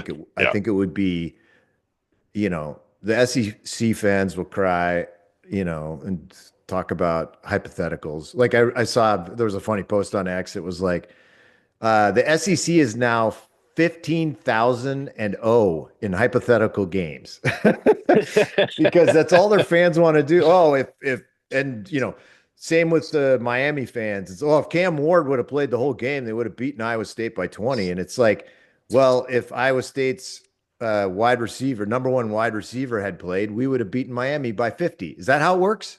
Am I doing it Yeah. right? It's like that's ifs and It's like buts and from the movie True Grit, when he says, "I prefer not to deal in hypotheticals. Life itself is vexing enough." yes, exactly. And I did not expect that. That's my favorite line from that movie. Uh, Yes. when he's shooting him from a distance, and I forget the exact context, but there's a great. I did not expect Well, that. well, yeah. Well, I think in that movie it's when what's her name the what's that female Haley Steinfeld or something whatever Yeah, she's yeah. playing that and she walks into the general store and then she's like having a conversation with the guy in the general store and he's like, I prefer not to deal in hypotheticals. Life itself is vexing enough. I'm like I love that line from Just the that movie. deadpan of all the lines Yeah. in that movie, right? Well, and Hey, it's so a it's Coen brothers, so it's great. yeah, that's exactly right. I love the Coen Brothers. Fargo is one of my favorite movies of all time. Same reason, just because of the lines that Yeah. are said, right? Hey, so that Michael Jordan one, is that Yes, Barkley? it is. That's in the 93 finals. Yeah. So that's the When 93 finals, Barkley's and all Suns fans are still bitter about totally. that season. And then they're Yep. bitter. Suns fans have a lot to be bitter about, but they're bitter about that because for some reason we decided not to guard the three-point shooter. Yeah. Yep. And you could just ask any Suns fan who lived through that, like that just like you had one job. Don't let a guy get off an open three. So what do? You let a guy get off an open three, right? Yeah. Yep. And but it was a great Suns team, and Barkley was fantastic and entertaining, and that whole season was pretty magical. The Oh other thing yeah. that Suns fans complain about, obviously, I think it was the 2007 San Antonio, and Boris Diaw and Amari Stoudemire get suspended because Oh yeah. Steve Nash got thrown into the bench or whatever on the side, and they took one step off the bench, and so then they got it's so fixed. It's like it's Yeah. ridiculous. And speaking of 30 for 30s, that referee in that game almost admitted as much in the documentary Oh that my. he was fixing games, right? Oh my gosh. So you like Suns fans watch that whole thing with the context of like, wait a second, we thought game five was fixed in the playoffs. And wait, that referee was in that game. Yeah. So it's like, yeah, everybody thinks that was probably there was something bad going on there. Well, What's the middle picture there? the middle picture is 85 March Madness. So that's when Villanova, speaking of Cinderellas, that's when Villanova Oh, beat Villanova. Georgetown. When they shot like 72% Oh from my the field gosh. in that game. So and I guess you'd have to be Gen X or older, right, to remember that one. Yeah. Most people weren't even born. Now that's 35 Yeah. years ago, right? It's like Yeah. 40 years ago. Oh yeah. 40 years, almost 40 years. Yeah. 40 years ago, this March, that'll be 40. Oh Yeah. my gosh. That's, Yeah. I can't even But comprehend. it had Yeah, I just, but yeah, it has Dwayne McClain and Patrick Ewing and then Chris Mullen from St. John's, who was, lefty, just lefty sniper for yep. St. John's, had a great career in the NBA. But yeah, March Madness, I mean, you think about that like 85, that was I'm trying to think what was the first year that it went to 64 teams. It was It was it right was around there, maybe. right around there, yeah, Yeah. because it used to be 48 and Yep. then it went to Expanded 64 and it, was that wonderful 64 number for so long and then now we're talking about getting into playing games. It's like, yeah, it's just yeah. it's a So consolation. um It's the problem. that happened after our generation, this participation ribbon and playing Yeah. games and, uh, you know, these people playing in, 6-and-6 teams playing in bowl games and declaring themselves the champions of Yeah. of some random alligator bowl or whatever it is. It's like it's participation trophy, right? It's Yeah. like it's kind of bogus. But and the funny thing is, it's like you think about the NCAA tournament, everyone goes home a loser except one team. Yep. Everybody else ends their Yep. season losing. In college football, 42 teams end up winning Yep. because of bowl games, right? However many Yeah. bowl games there are, which is, come on, that's weak, right? Like, Hey, you forgot about the winner of the NIT tournament. oh, that's true. And plus the NIT. Right? You've got a consolation bracket. It's called the Yeah. NIT. That's what somebody said. So it's like Iowa State Miami was the consolation championship, right? Because these were two Oh, teams that had the sure. chance to be in the 12. They were ranked. Yeah. Both teams were in the top 10 at some point during the season Yeah. and, had good, decent resumes and, were considered to be in good conferences and all of that. And so that was the consolation championship. That and the BYU Colorado was like consolation B, and they can feel good about their seasons and stuff, I guess. But that Villanova, you mentioned it, like I've never seen anything like that before or since. In the first half of that game, I think Villanova missed one shot. It was one or two shots. They Yeah. were literally like 30 for 32 or something shooting in the first half. And then they cooled off into the mid 70s, right? In the second. I mean, it was unbelievable. They just didn't miss a shot. Yeah. And that's why Cinderellas can win in college basketball Yeah. because if you can shoot and you can make your shots, you can beat anyone, Well, right? what's even more impressive about them as a Cinderella is there was no 3-point shot in 1985. So these are all So twos. Yeah, they're those were all twos. And so now the 3-point line has made it even more so that Cinderellas, because you get teams that have, that play they might space it out, play like kind of like five out and just get a bunch of yep. shooters, and if you get a team that shoots close to 50% from three, which I suppose if you do the calculation statistically, if you shoot 50, shooting 70% from two versus It's like, you know yeah, it's about the it's same. about Comes out probably about the statistically same. the same in terms of like Yeah. effective points. But yeah, that's what's remarkable about that is that no 3-pointers in that game. So to And have I that think kind of And I was thinking about that Villanova win was just a like an anomaly, right? But a couple of years later, Princeton, when the 3-point line came in, made a run to the Sweet 16 at least, and that's what they had. They had four guards shooting threes. That was yeah, it. And then just, yeah, an average, probably like a 6'6" center or yeah, whatever, right? But they made a run because they could make threes and they would just yeah. pass it around and shoot threes. And you're like, wow, is this where the game's going? And then I just saw some stat in the NBA and it's like, it's just all 3-pointers.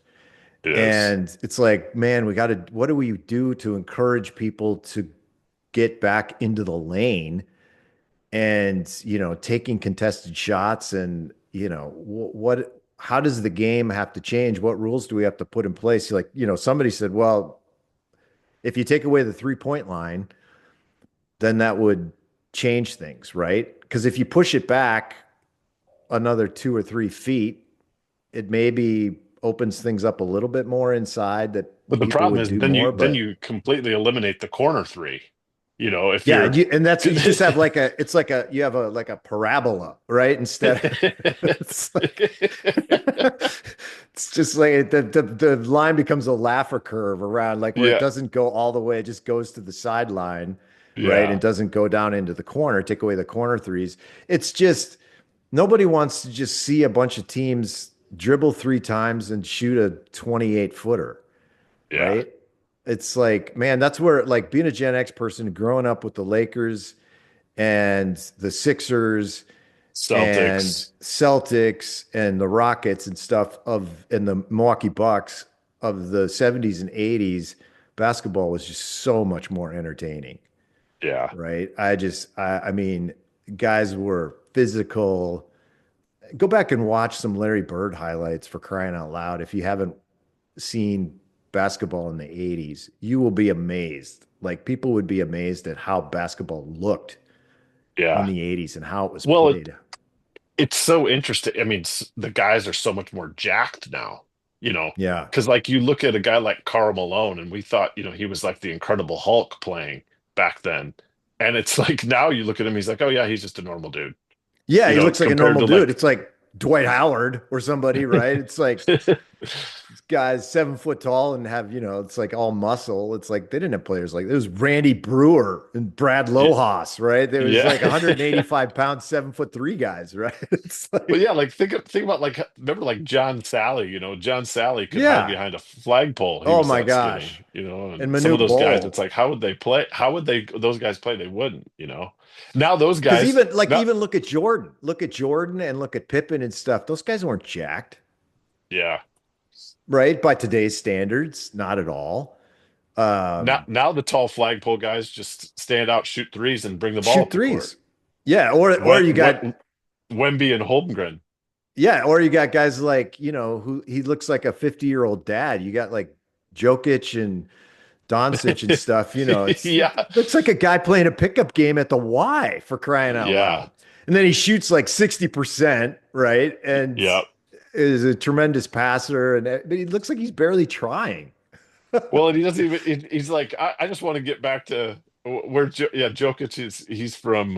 Where's he from again? What country? I Serbia forget. or Yeah, Slovenia, whichever one, right? It's like, yeah, yeah. He's Serbian. Yeah, because Doncic is Slovenian, but yeah. he's like, I just want to get back to my horses in Serbia or whatever. It's like, yeah, I kind of care about basketball. I'm just like, I just can go out and average a triple double.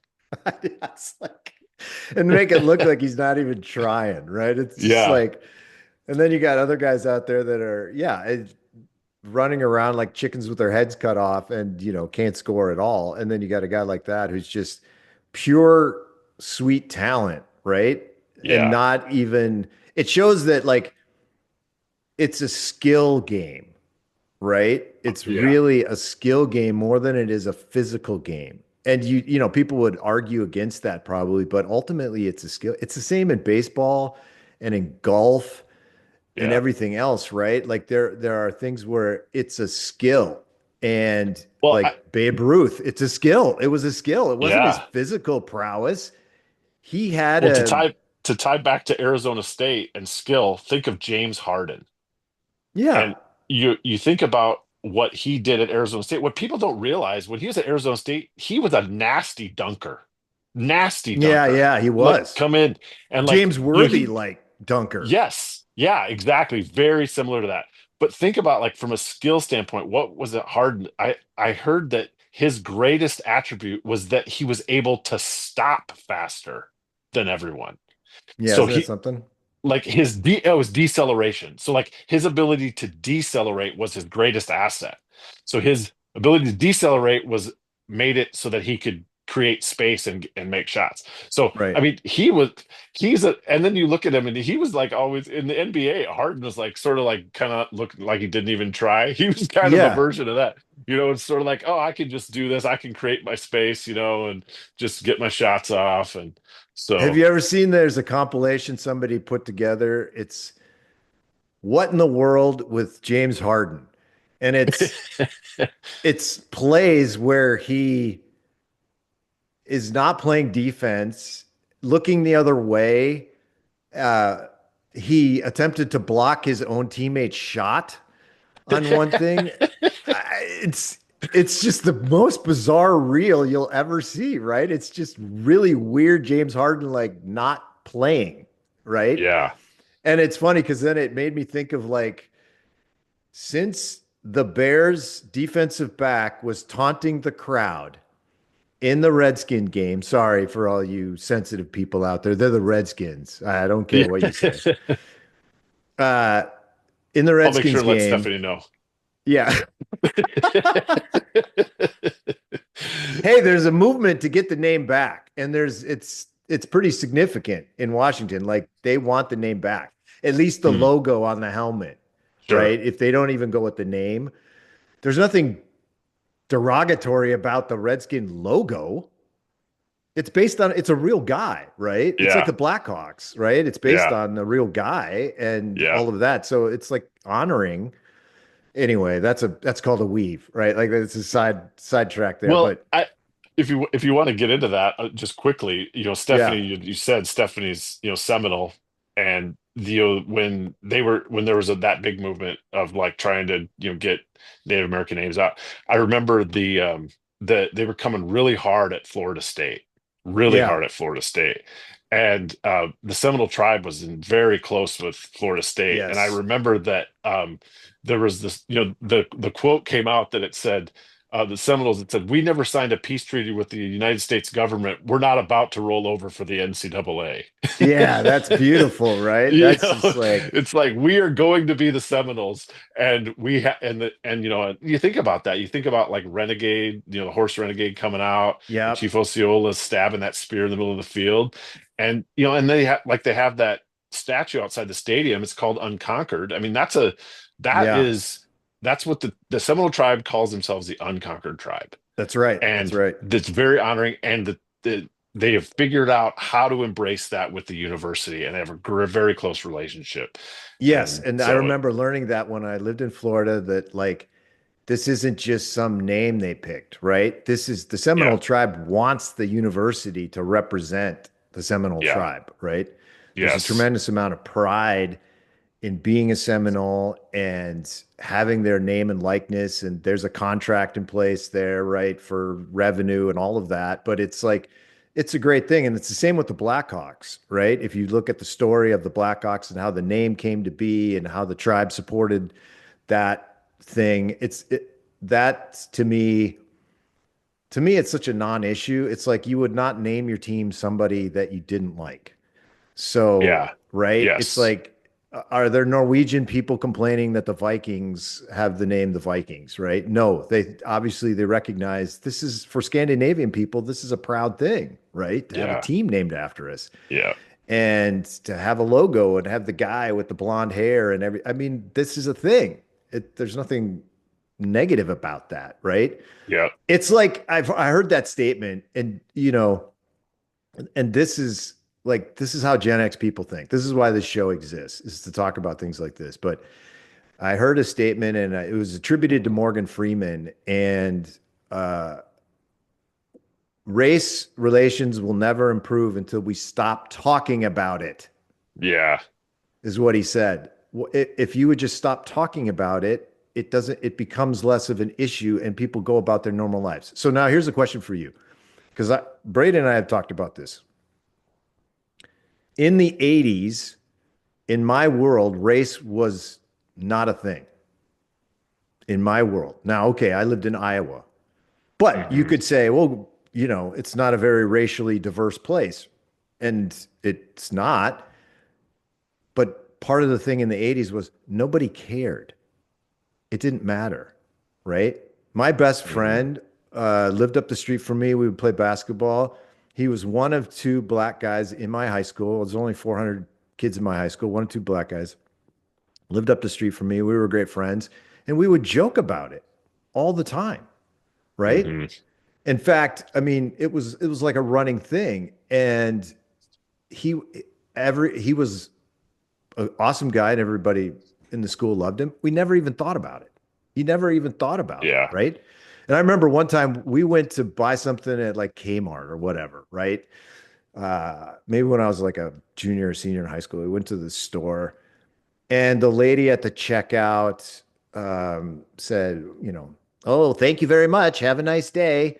And he said, well, you too, and you have a nice day as well, you know. yeah, And I just busted out laughing, right? So we're yeah, walking out, and I'm like, where did that come from? And he's like, what do you mean? And I'm like, that white voice. Like, what was that? Right. yeah. And he just joked. He's like, it makes you guys smile. That's what he said. He's like, it makes you guys smile. Funny. Right. And I just I'm like, that sounds like pandering to me, as I was just giving it to him. I'm like, that sounds like pandering to me.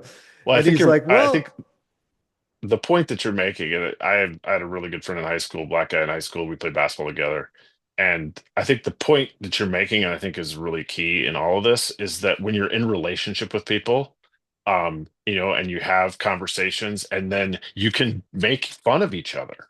Yeah.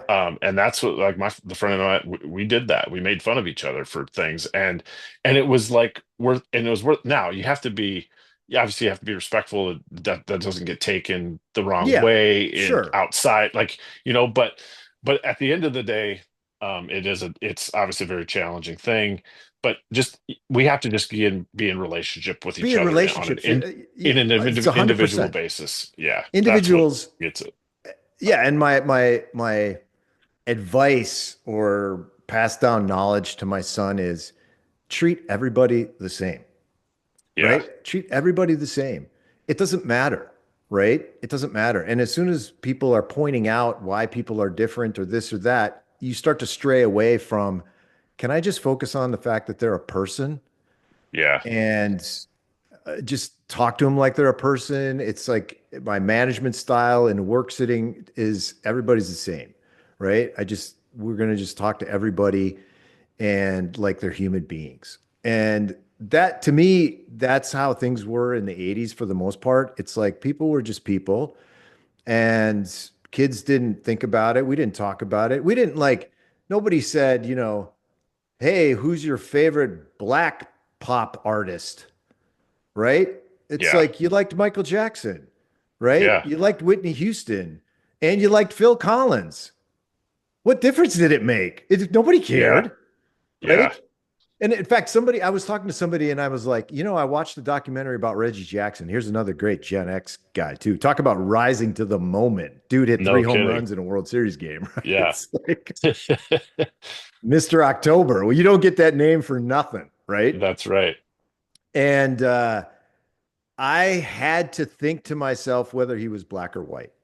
I did not remember whether he was black or white Hmm. because that stuff just didn't, it, that wasn't some scale you were using, right? Yeah.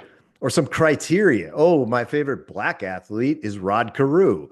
Or no one thought that way, Yeah. right? It's Hmm. like That's right. 87 Twins, Kirby Puckett, you got Gary Gaetti and Kent Herb.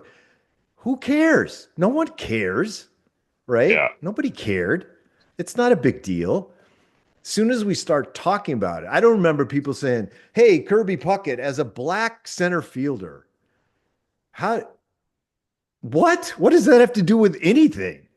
Yeah. He Right? he was the best player for that time and that moment for the Minnesota Twins Yeah. What in that difference? What position. does nothing else matters? Who cares? Yeah. Right? Like it just I feel like that's the part that's gotten lost. Like the Gen X, we kind of had a handle on that stuff, and our way of handling it was to be like Eddie Murphy, which was to make fun of everybody. Yeah. Right? Like Brady and I have talked about it. We made fun of our friends nonstop when we were kids, called them names, bad words, what it didn't matter. Yeah. It, like you said, that was a great point, John, because it was about the relationship, Yeah. right? Not about anything else. It wasn't even about their And it's about socioeconomic the standing. individual relationship. It's not about having relationship with group. It's Right. about individual relationship with people. Um, yeah. That's And really, I people think, are what's and people are different, not because of superficial things. People are different because of their experience, and that's fascinating, right? I love going to yeah. foreign countries and learning about different traditions. And I've got a friend who's Russian, and they have their whole Santa Christmas thing is completely different, right? The guy's name is Ded Moros, Ded Moros. It means like Ice King or something, Frozen King, something. I don't know. He dresses in blue. And then his granddaughter is this like princess who helps him bring presents on New Year's Eve to kids. That's their Christmas story, right? It's Oh, based on some Slavic thing. interesting. But so that's fascinating, right? Like I love learning that about that culture, right? And you mentioned like Doncic and like he just wants to go home and raise his goats or whatever he does back in, it's like because the culture's different. And Yeah. that's interesting, right? who it doesn't it's not a plus or a minus. It's different, it's interesting, and people are people. It's just a fascinating thing. So it's interesting. Last night I was watching, and I don't know if you've ever seen the movie Logan's Run. No. That put it on your list. It's a great Gen X movie. It's 1976. It's Michael York is in it. Farrah Fawcett actually has a cameo in it. There's a few other people that you might actually Chuck from Happy Days is in it as well, right? The son who disappears after a season of Happy Days. This is the greatest thing ever. But it's a futuristic thing. It's supposed to be about 250 years in the future, and people can only live to 30, and then the government lets you try to attain regeneration or something. They're just killing you. But they have a whole story, right? You're being propagandized about what happens. It's so they can Hmm. maintain, a higher quality of living because you don't have old people that you have to pay for and everything. And these people escape from this domed city to realize the real world still exists out there and you can live as long as you want and whatever else. But it nails a lot of things about present day society that were not things that were happening in the 70s, right? Hmm. And so it's really interesting. It's like, how The Simpsons has predicted the future like about 100 times, including Trump, right? Yeah. And there's all sorts of things about that, but it was fascinating now watching. I haven't watched it in quite a few years in terms of how culture is, how we view other people, and then like how government is and how it kind of gaslights us about stuff Yeah. and talks us into doing certain things because it's for the good of this or that or whatever. It was interesting because it's an indictment of that. And then it's interesting now, 50 years later, this is almost exactly what we're living in, right? Well, it's interesting Um, you bring that up. I was just watching the documentary Waco. Or oh, not yeah. documentary. It's not even a documentary. It's sort of a like, it's like the series Waco. Right. Um, Yeah. and I remember then there's the Waco, the aftermath, and where they're Yes. like studying, and that's I don't think that it's totally historically accurate based upon kind of what I've seen. But there's a in that Waco the aftermath, they go and they find one of these like cells of like like Yes. militias or whatever, and like they find like six fax machines. And there was a quote in there that is it Michael Shannon, I think. He goes, "Why would they have six?" Or somebody asked, "Why would they have six fax machines?" He's like, "Well, this means that they can get out their message exponentially."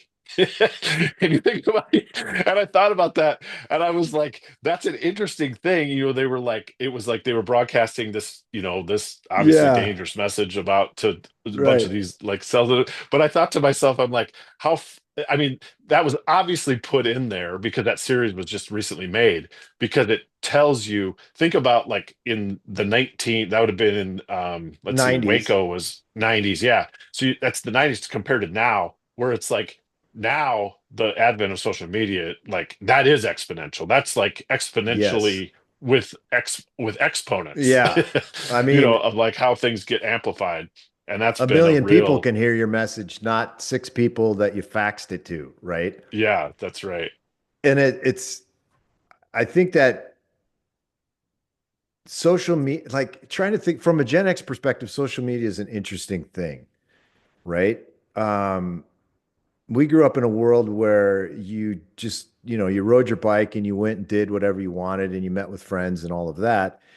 And that world kind of disappeared, right? Like that doesn't happen much anymore. Like Yeah. I've said, my son doesn't even watch TV, right? It's like it's social media or computer games or something else. It's going out and hanging out with friends and stuff is just not as much of a deal as it was when you and I were kids, right? Yeah. And there's lots of reasons for that, and technology is a kind of a big piece of that, but it has produced a generation of people who think they have something worth saying and think that everyone needs to hear it, right? Now, it's a little hypocritical that I say this on a podcast, right? This is me embracing the whore, to quote Steve Buscemi in Yeah. what was the movie? What was that one? There were two movies. There was Deep Impact, and then there was it? It wasn't Armageddon. What? It wasn't Armageddon, Yeah, I think it where the was. meteor hits the Earth, and Yeah, yeah. and Steve Buscemi said, "Guys, it's time to embrace the horror, right? Let's just we got a front row seat to the end of the universe. Let's just sit back and watch it, right?" Yeah. Yep. Um, so here's the thing for everybody out there. Like John and I have known each other for, geez, 30 years, more than 30, 32 years. 32 years, which that you were in high school when we met, Yeah. right? Yeah, for So, sure. which is just like, that's great. You guys are going to be 50 before long. That's just, I can't comprehend that. So, um, but we talk sports a lot, as you probably gathered. Like, we'd like to talk sports. John worked at a golf shop here in Arizona for a while too. Talked a lot about golf. Talked a lot about baseball. All of that. We also like to talk about movies, right? Yes. And we have the ability to memorize lines from movies and TV shows, probably about as good as just about anybody I know. So what I wanted to ask you was, like, we probably haven't talked about this in the past though, but like from your childhood, what was a favorite movie that you had? Like from when you were a Yeah. child? Oh, when I was a child. And I'll qualify that like maybe up till the time you were 12 or 15. Okay, good. Because that gets me into the realm of the movie that I watched the most growing up was Fletch with Chevy Oh, Chase. such And an awesome movie. because and that kind of obviously that makes sense to you because of the Yes. dialogue in it. So Yes, for is the me, it dialogue. was like clever, witty dialogue. Which is why our mutual love for A Few Good Men, that Yeah. movie, which has just great dialogue. And so for me, that was just his quick-witted nature, and then you could throw Caddyshack into there that has some of those Yep. one-liners. I mean, you think of the things that we say that are related to Fletch and Caddyshack, and then yesterday I was hanging out with my brother, and he was talking about how he has like a high school daughter, and he showed her The Big Lebowski for the first time, Oh, yeah. and like she's watching it, and she's like, "Oh, that's why you say that all the That's time. why That's you why you say say that all the that. That's right. time." You know, It's like and so it, if my son watched Seinfeld and Sopranos and a few other things like now too, it'd be yeah, like, oh, now I get it. That's where that comes from, that you say that like every day, 10 times, right? yeah, Like there's certain movies and TV shows that are quotable because of that great dialogue. And you nailed it. Like Fletch, Chevy Chase, and his seemingly effortless ability to say something funny, right? yeah, Just random. It's just kind of random things and how he says it nonchalantly, right? yeah, yep. And in just casual conversation and kind of out of the side of his mouth. Can I borrow your towel? My car just hit a water buffalo. It's like, uh, and what's your name? John Cocktosen Sozen. What was that? Cocktosen Frozen. Dr. Yeah, Rosenfegen it's Frozen. Dr. Rosenfiesen. Judge It's Dr. Rosenfegen Rosen. from the clinic, Judge Rosen. Just little things like that are hilarious. Like I have actually introduced myself in a situation where breaking the ice was, kind of the thing. Another Gen X person, and they said, hey, my name's Bill, whatever. Hi, I'm John Cocktosen.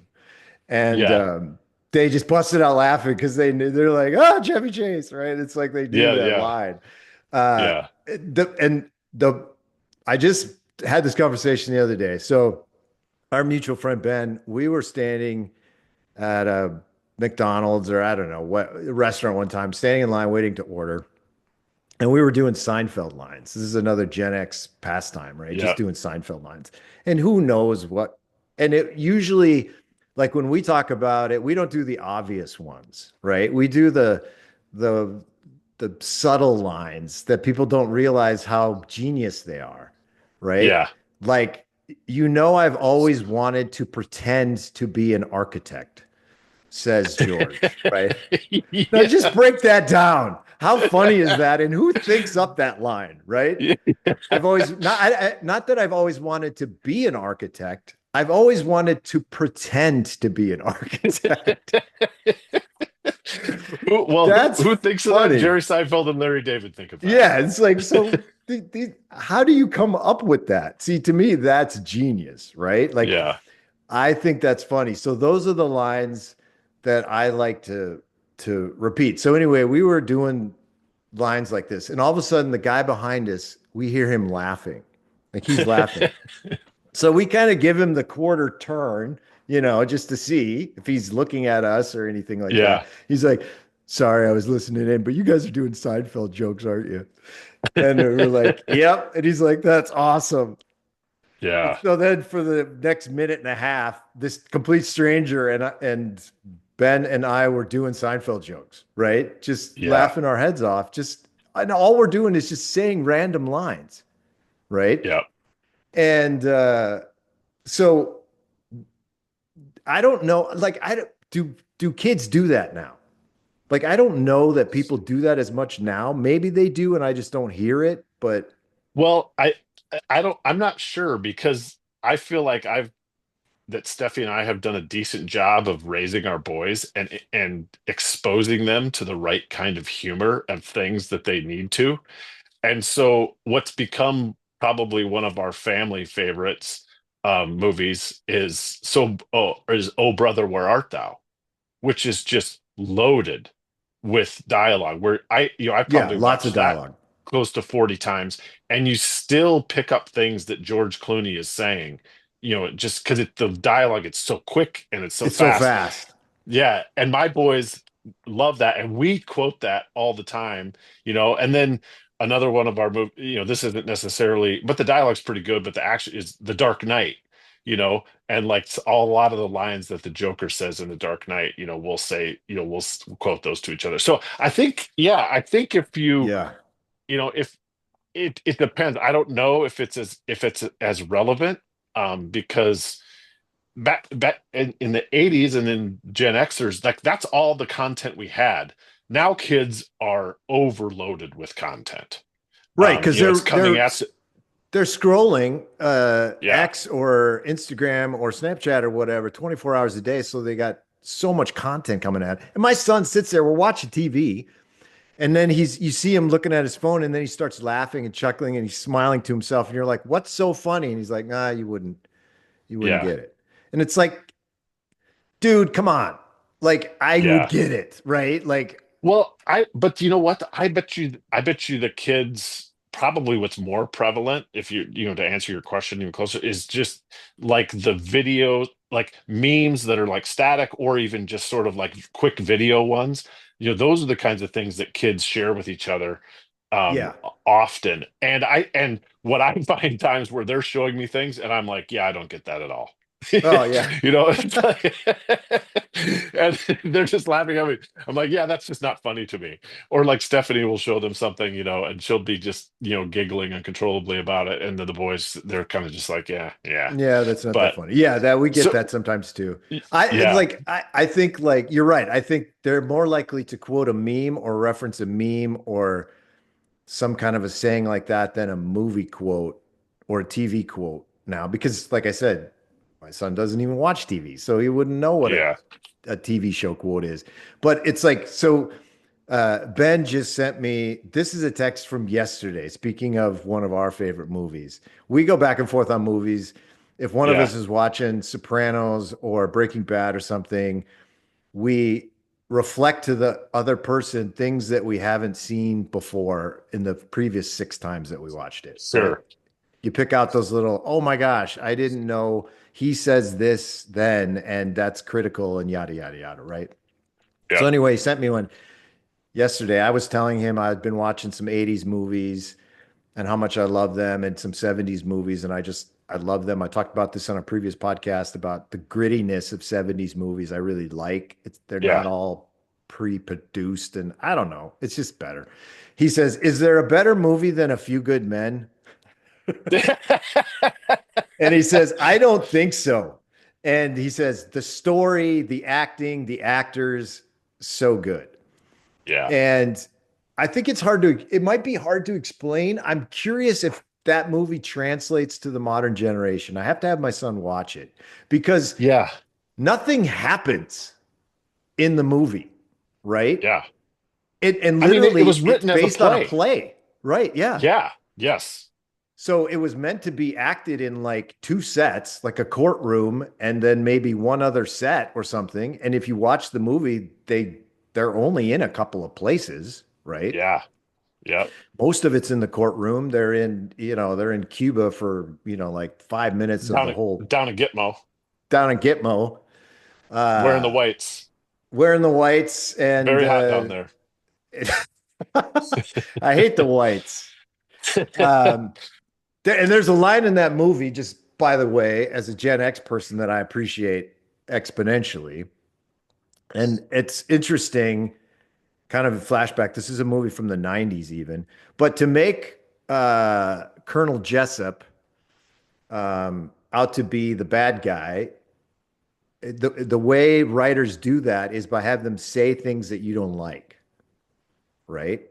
Yeah. So if you'll notice, like they do that in Sopranos or whatever, they have a guy, they speak in a way which would make you not like them if they Yeah. want to make a bad guy. Now, what I would say is better bad guys are like the Lalos of Better Call Saul who don't say bad things, who Yeah. say really nice things in really pleasant ways to people and then shoots them in the head.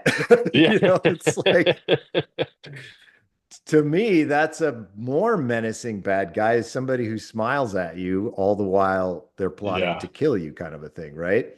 Yeah. Um, but anyway, they he says to Tom Cruise uh, in the movie, he says, "I want you to sit there in your faggoty white uniform and extend me some effing courtesy." Right? This is the line. Hmm. Now that is to get us as the audience to dislike him Hmm. because he used a word that we're not supposed to like. Right? Now, Hmm. if you're from Gen X, that's not how that word plays with Gen X people because we called our friends that every day 10 times, right? Yeah.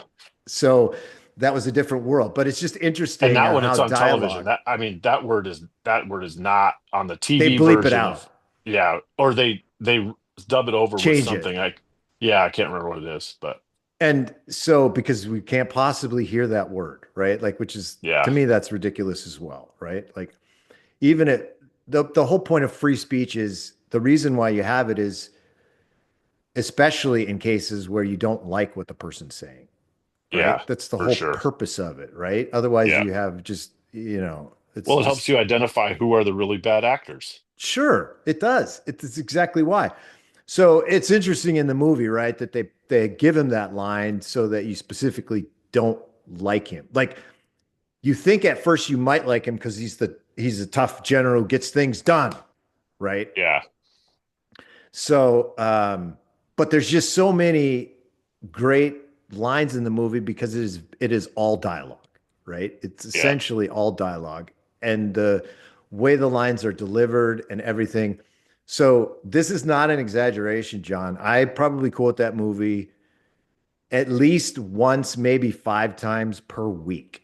I Oh quote that yeah. movie in some circumstance, right? Whatever it might be. There's something, it's like Seinfeld. There's a everything in life you could boil down and find a quote from Seinfeld too, Yeah. right? Like Y- somebody said, "Well, you seem like you're in a bad mood today." And I'll be like, seemingly, which is a Seinfeld line, right? Like, Yeah, yeah. and most people don't even know that's what you're doing, right? Yeah. But that's funny. And there's lines from A Few Good Men that lend themselves to that quite frequently, such as every time you guys have a birthday or a wedding anniversary, what do I always say to you after I say happy birthday, John? What is the line that I say after that? Uh, I'm trying to remember now. I Happy say birthday. one more, and they give you a set of steak knives, Oh which is yeah, a line from that's Few right. Good Yeah. Men.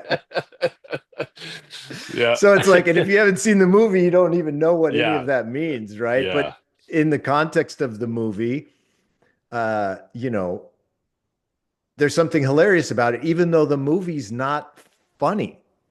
Do you know Yeah. what I mean? It's It's not a not. Yeah, funny that's right. movie. I mean, it's a serious drama with zero action, essentially. Yeah. I mean, except And except for the first scene of the first scene, kind of the dark scene that sets the yeah. stage for the whole thing. But And I, just lines from that movie. The other one that what's there's another one that we quote frequently too. I'm trying to think of it now as well. I but I quote Seinfeld, I quote Sopranos, I quote Breaking Bad, Few Good Men. You if you're mentioned it asking about too. the, if you're asking about the next generation, I was just thinking as you were talking the other night with our youngest son, who's a high school senior. We watched. He loves his favorite movie is Fantastic Mr. Fox. By Wes Anderson, the animation movie by Wes Right. Anderson.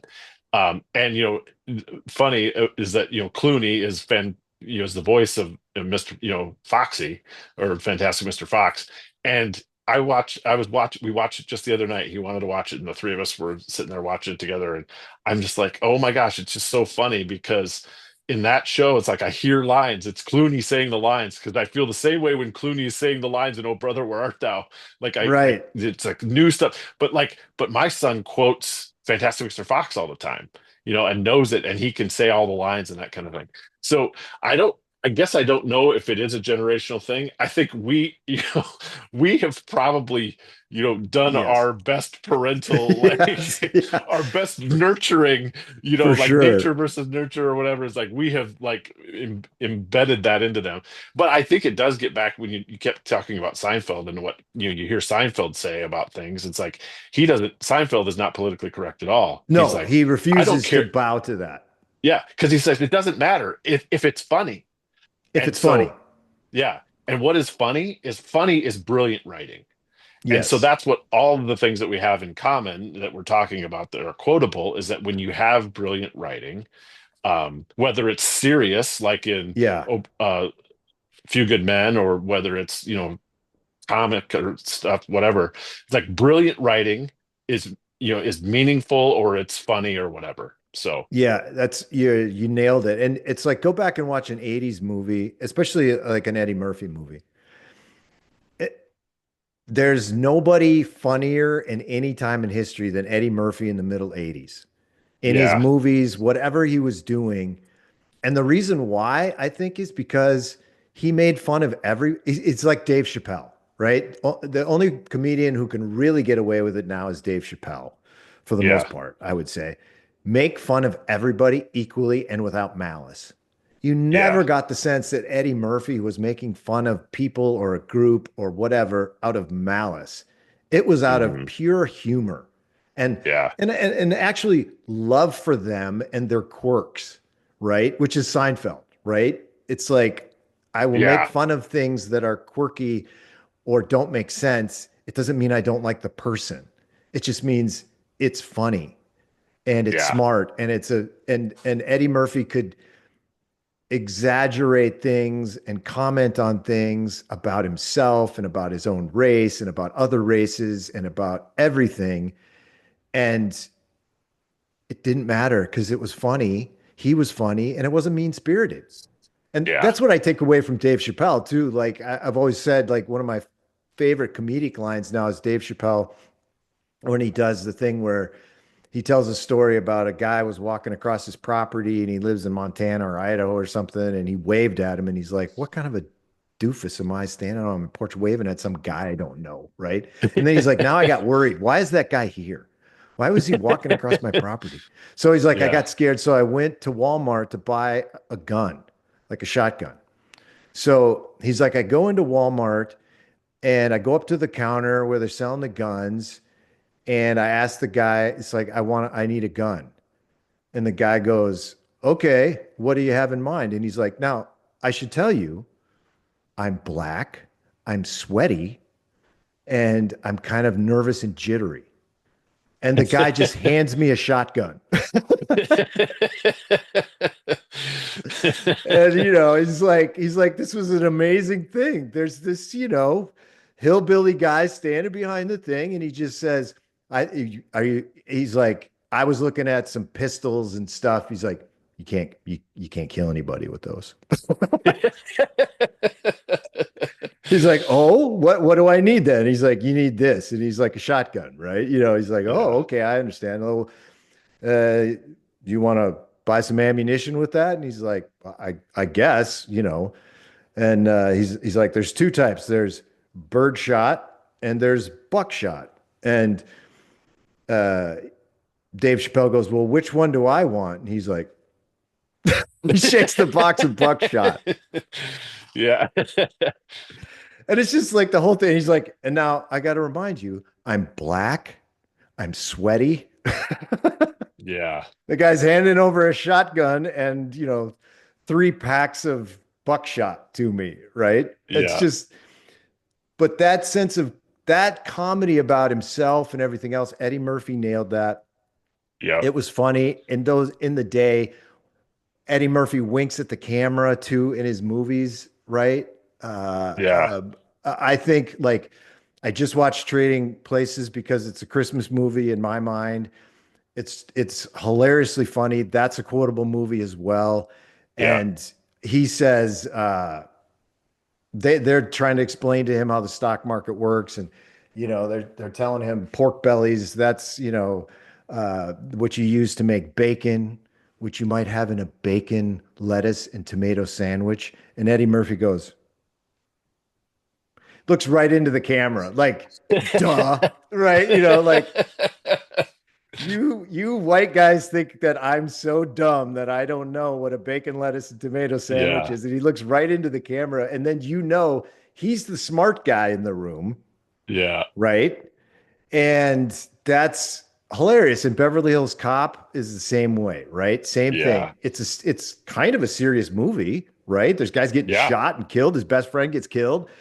Yeah. And it's cop mystery and it plays on that level. And then there's just Eddie Murphy one-liners Yeah. and the way he looks at people and does double takes and everything, but he's making fun of himself, the cops, the Surge at the Well, art place. I'm so glad you brought that up because I was just gonna say like Bronson Pinchot Oh my just gosh. steals the show in Steals the Beverly show Hills with Cop that show scene. in like two scenes. He has two scenes in the show. He's like, he's like, you want a cappuccino? I'm making over there. I'm making myself with a lemon twist. It's Yeah, very and he's good. like, "Oh, really?" And he's like, well, how much does this piece go for? $150,000. Get the F out of here. Eddie Murphy says, Yeah, "No, I cannot get the F out of here." Right? Like, yeah. he's like, "No, I He's like, I sold cannot." one last week. He's like, "Get the F out of here." It's like, "No, I cannot."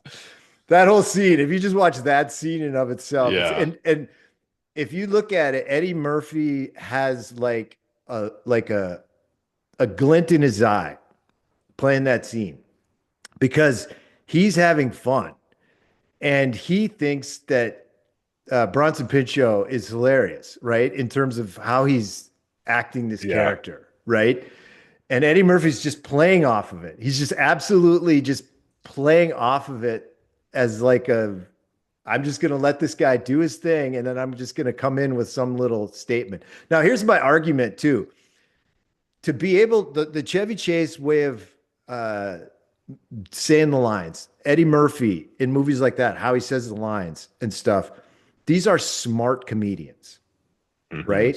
I think that to be able to do that, to have that wit in a moment, and it's like you were saying, trying to teach our kids. I think what we're ultimately doing there is teaching them wit, yeah, right? To understand when something is funny and when to say it and how to use it. And it's the timing of it, right? yeah, And it's the play with the other person, right? And this is where I like we were saying in the pre-show that like what interested me in doing a podcast, Gen X, and talking with guys specifically, is that I think it's interesting because of that wit of exchange of banter. And having listened to Joe Rogan's show, and it could be a huge famous person like Trump, or it could be somebody else who you may not even personally know. Hmm. But it's the interaction between the two of them where they're just talking and asking each other questions and kind of probing topics and kind of meandering all over the place. That's interesting.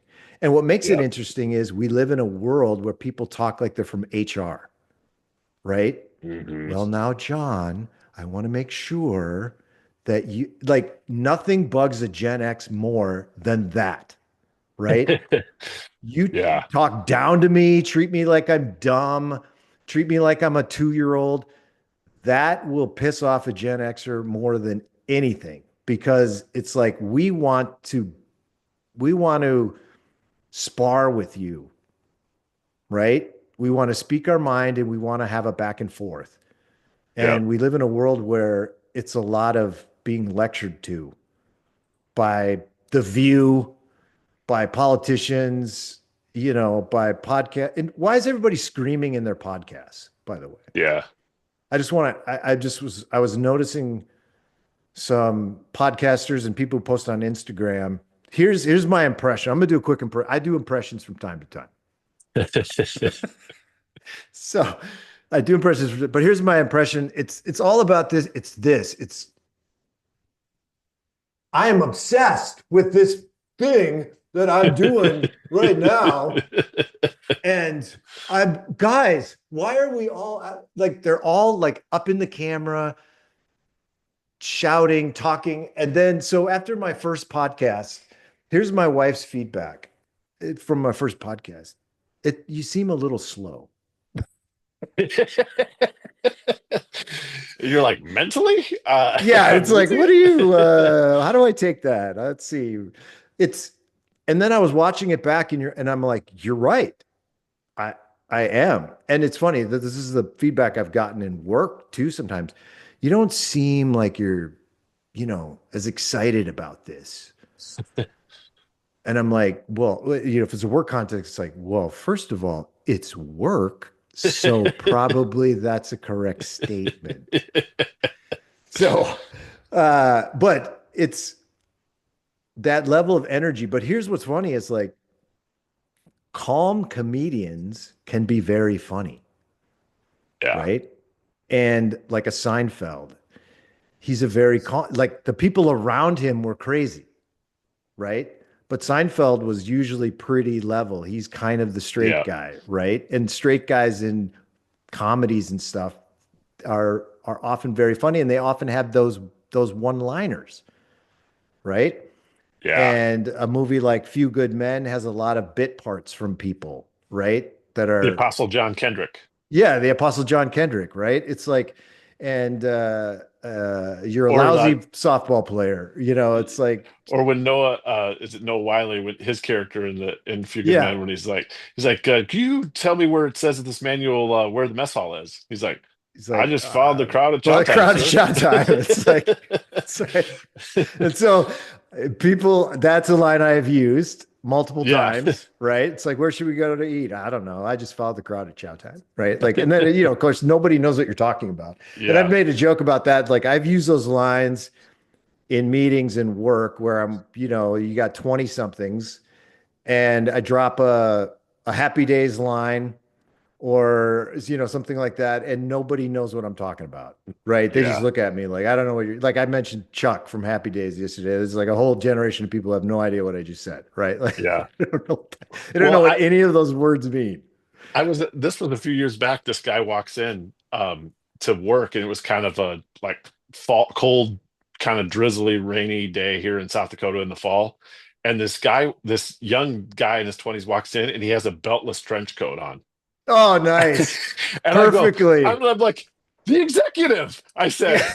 And he and the other 20 something guy that was standing there, they're like, just What are you nothing, talking about? nothing. I Yeah. was like I was like, you don't understand it? Like, I'm like, have you not seen Seinfeld? And they're like, no, I haven't. And I was Oh like, my oh gosh. man.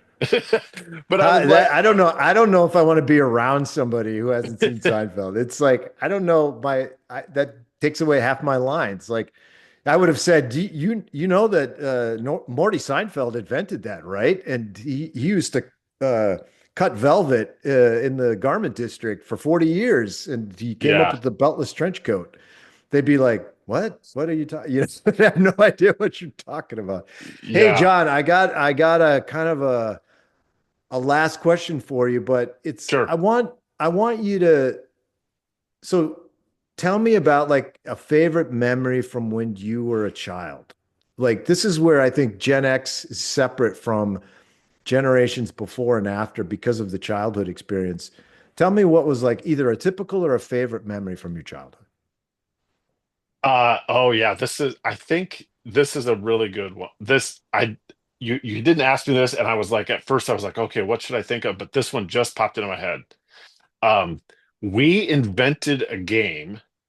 Oh, that's right. So I've heard this. Yeah. so we invented a game on our street. There was kind of a busy street on we were like two houses in, but then we lived on a neighborhood street, and we invented this game called tennis ball baseball.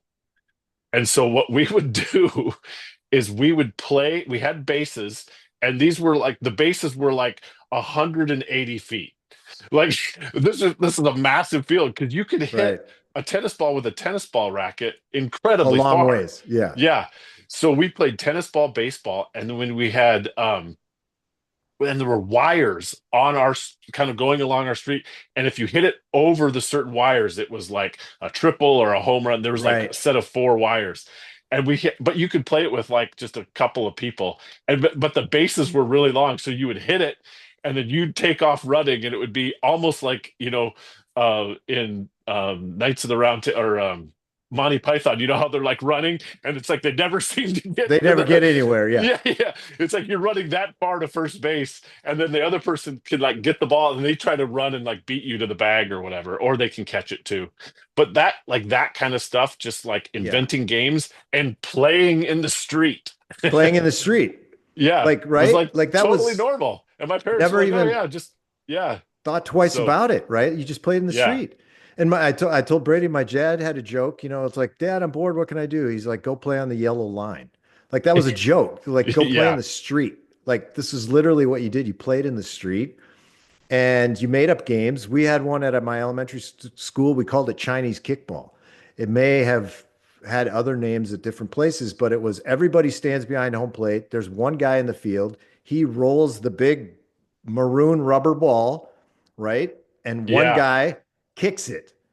And then everyone runs the bases. Like Oh yeah, yeah, 50 people all run the bases at the same time. And it yeah, is the pitcher's job to get the ball. And then everybody he hits with the ball is now in the field with him on the next one. yeah, yeah. And you just keep going until you're the last guy kicking the ball and everyone is in the field. And it was Yes. fascinating. It was fun, right? And Yeah, we we would called play that mat that ball. We would play mat it, and ball. you would have like big mats, like those like thin mats in gym class. We would play it in gym class, and we would do that. Oh, right, right.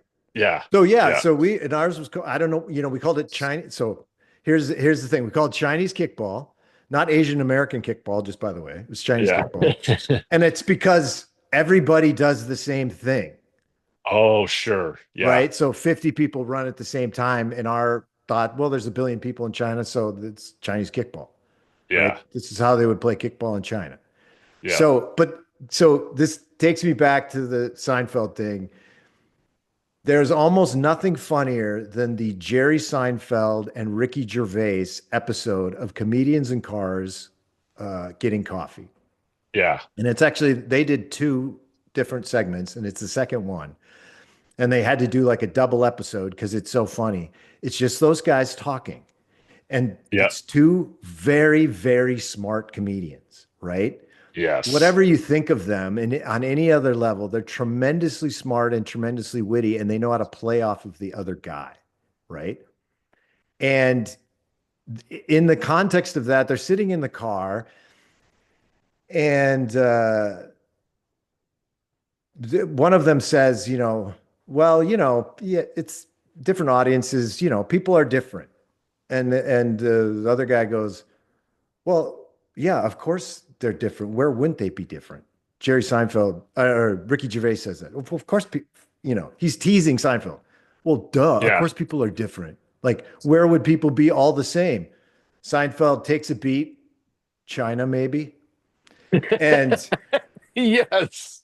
Ricky Gervais like just busts out laughing, and then he's like, "You can't leave that in the show. You just Yeah, insulted exactly. 1 billion people." Yes. And Seinfeld, of course, is like, well, first of all, it's 1.5 billion. Yeah. But and he's like, I don't know, because now that you said that I can't leave it in, now I feel like I have to leave it Have in, to. Yeah. right? Yep. Because you told me that culturally I can't say that, which means I gotta say that, right? Yeah. And he's like, Yep. and then they have a whole debate about it, right? And this is those guys are boomers, right? Yeah. But it's a Gen X debate, I will say, because the debate ensues, should you be able to say that? And does the fact that it's funny, but also might offend some people, does that matter into whether it's funny or whether you should be able to say it or whatnot? Because then Seinfeld accuses kind of Ricky Gervais of being a hypocrite. You laughed, Sure. right? I said it and you laughed. Why did you Yeah. laugh? You laughed because it's funny. Do you think that I hate all Chinese people? And Yeah. Ricky Gervais was like, no, of course you don't. He's Yeah. like, right, of course I don't. So did I say it with malice or to be mean spirited? Obviously not. So, but was it funny? Yes, it's funny. And I Yeah. think you would, you know, their whole point was, and they kept coming back throughout the whole show, right? They kept talking about, are you really going to leave that in? And Seinfeld was just like, we have to leave it in because we have to make a statement that when it's funny, it's funny. Yeah. And it's no one's doing it mean spirited. And they make he says something on Seinfeld. There's a thing in Seinfeld where they're making a joke about something and about someone being Asian, and they're like, I don't think we should be talking about this. It sounds racist or whatever. He's like, how is it racist if I like the race? Yeah. Because I like Chinese people. So how Yeah. is it racist for me to say something about Chinese people that I like? Yeah. That is right. Like he's like, so it's what's interesting about that is smart comedians then talk about the philosophy of a joke, right? Why is it funny? Why is the timing of that funny? And what is it, does it matter that somebody's offended, right? Whether or not, right? Hmm. Where Seinfeld would come to say it is, it's like you shouldn't be offended, I think, because I'm not saying it to be offensive. I'm saying it to be funny. And you should Sure. have a sense of humor. And there's nothing better in the world than a sense of humor. And Yeah. us, I think, as parents, are trying to teach our kids to have a sense of humor, to be, to realize that they can be made fun of, you can make other people fun of, and you can be friends. And it goes back to what you said earlier about it's about the relationship. And if you have a good relationship with somebody, you can tease them. And in fact, you really only tease the people that you like the most, Yeah. you know. You Because if don't you're tease teasing people people that you that you hate. if you're teasing people that you don't know or don't like, then you're just being an idiot and Yeah, you're just you're being, yeah, you're mean yeah. spirited then, right? And Yeah. that's the whole Yeah. thing. It's like, no, you tease people that you like, and and it's funny and it's based in truth, but it's probably an exaggeration. And I just saw something the other day and I really liked it. It's like it talks about, people talk about stereotypes. Well, that's a stereotype, or that's not specifically something bad, right? A stereotype Yeah. isn't inherently bad. Yeah. It's it is a generalization, but it is not something that is necessarily degrading or whatever else. It's just a generalization. And there should be nothing wrong with just a generalization stated without being mean spirited about it, right? Hmm. Whether it's about me or anybody else, like I don't take offense to things, right? Because if it's a generalization about my race or my religion or about the city that I live in or whatever, who cares? If it's funny, it's funny. I don't care, Yeah. right? And you want to be around people who view the world from that perspective. I think your life will be happier. I just saw a meme the other day. It's like, hey, this is a picture of high school kids from the 80s. Why do they all look happy? Like Yeah. that was literally the comment. And then, of course, people like me responded with, because we were. Yeah. And it's because we looked at the world. Yes, there was the Cold War was still happening and stuff, but there was a light at the end of the tunnel, yada, yada, yada. But it's because we just got along. We wanted to have fun and we wanted to enjoy life. And the music and the movies and all of that fed into that because they were not so serious and they were funny and there was, good comedians and just all of that. It was just a great time and we were happy. And we were also irreverent at the same time about things. And, that was the piece that we improved upon from our parents, Yeah. who were more serious than we were, Yeah. right? We brought to it a sarcastic wit that was a little bit more maybe than the generations before us. And I think those of us who are trying to, or who see the value in that, are trying to pass that down to our kids. Yeah. Like, be smart, be witty, don't be a jerk, don't be mean spirited, but be witty and understand when something's funny. And like, ever since my son was 4 years old, he's known how to say a funny line, right? He Yeah. just he gets it inherently. There was one when he was probably 5 or 6 years old, and he walked through, and my wife and I were watching The Bachelor, right? I hate to admit this, but so we were watching The Bachelor, I'm but embarrassed for you. yes, exactly. So my son says to me afterwards, is like, he's like, why do you watch The Bachelor? And I said, because mom likes it. And sometimes you do things, to be nice to, to your parents. No, he said, I said, because I like it. And he's like, you like it because mom likes it. Yeah. Right. And I'm like, yeah, you're right. It's You're right. like, he's like, I asked why you liked it. You said you liked it because mom likes it. Right. It's like, but you don't actually like it. You're just doing that to make her feel good. He was like 5, right?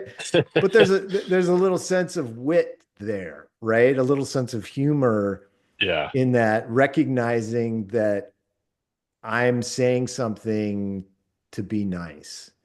And I think that's where Gen X people, like, we don't waste a lot of energy doing that. That, Yeah. saying Yeah. something just to be nice. Sarcasm flourished from our generation. Sarcasm. I mean, Yeah. in high school, everything was sarcasm. Yeah. And even the teachers would be sarcastic. And, I would talk sometimes in class and maybe get in a little trouble for talking. But it was because I was funny and people thought it was funny what I was saying, right? Like Yeah. that was my shtick, right? It was to be sarcastic and whatever. And I had a teacher and he was from like New York and he heard me talking and he just went like this. He's like, Mr. Botts, please come forward. So I walk up there and he kind of whispers, he's like, he just comes over to me, takes out a red permanent marker, and he's like, place your hand on my desk. And you're like, what is, he makes an X across the back of my hand with a permanent marker. And he said, next time that will be blood. That's a high school teacher. Yeah. Right. And so I start laughing. I'm like, this is awesome. Right. It's like, this is the perfect way to handle that because he did it Yeah. with a sense of humor, which I respond to. And he was smart because he knew I You would respond to that. and if you did that these days, you could get it. Oh I my mean, gosh, he'd be that could be sued. He'd be fired. lawsuit. Yeah, you were threatening students with physical Oh my harm. gosh. It's like that's the difference between then and now, right? Yeah. And it led a teacher could match a student's wit to get to them and to help them understand them. And I went back to my desk and I was still laughing. And the kids were like, what did he? They didn't know what he said, Sure. right? Yeah. And I just showed him the X in the back of my hand and he said, he's put that on there and he said, next time it'll be blood. It's like and to me, like that's the difference between growing up in the 80s and now. That would be a lawsuit now.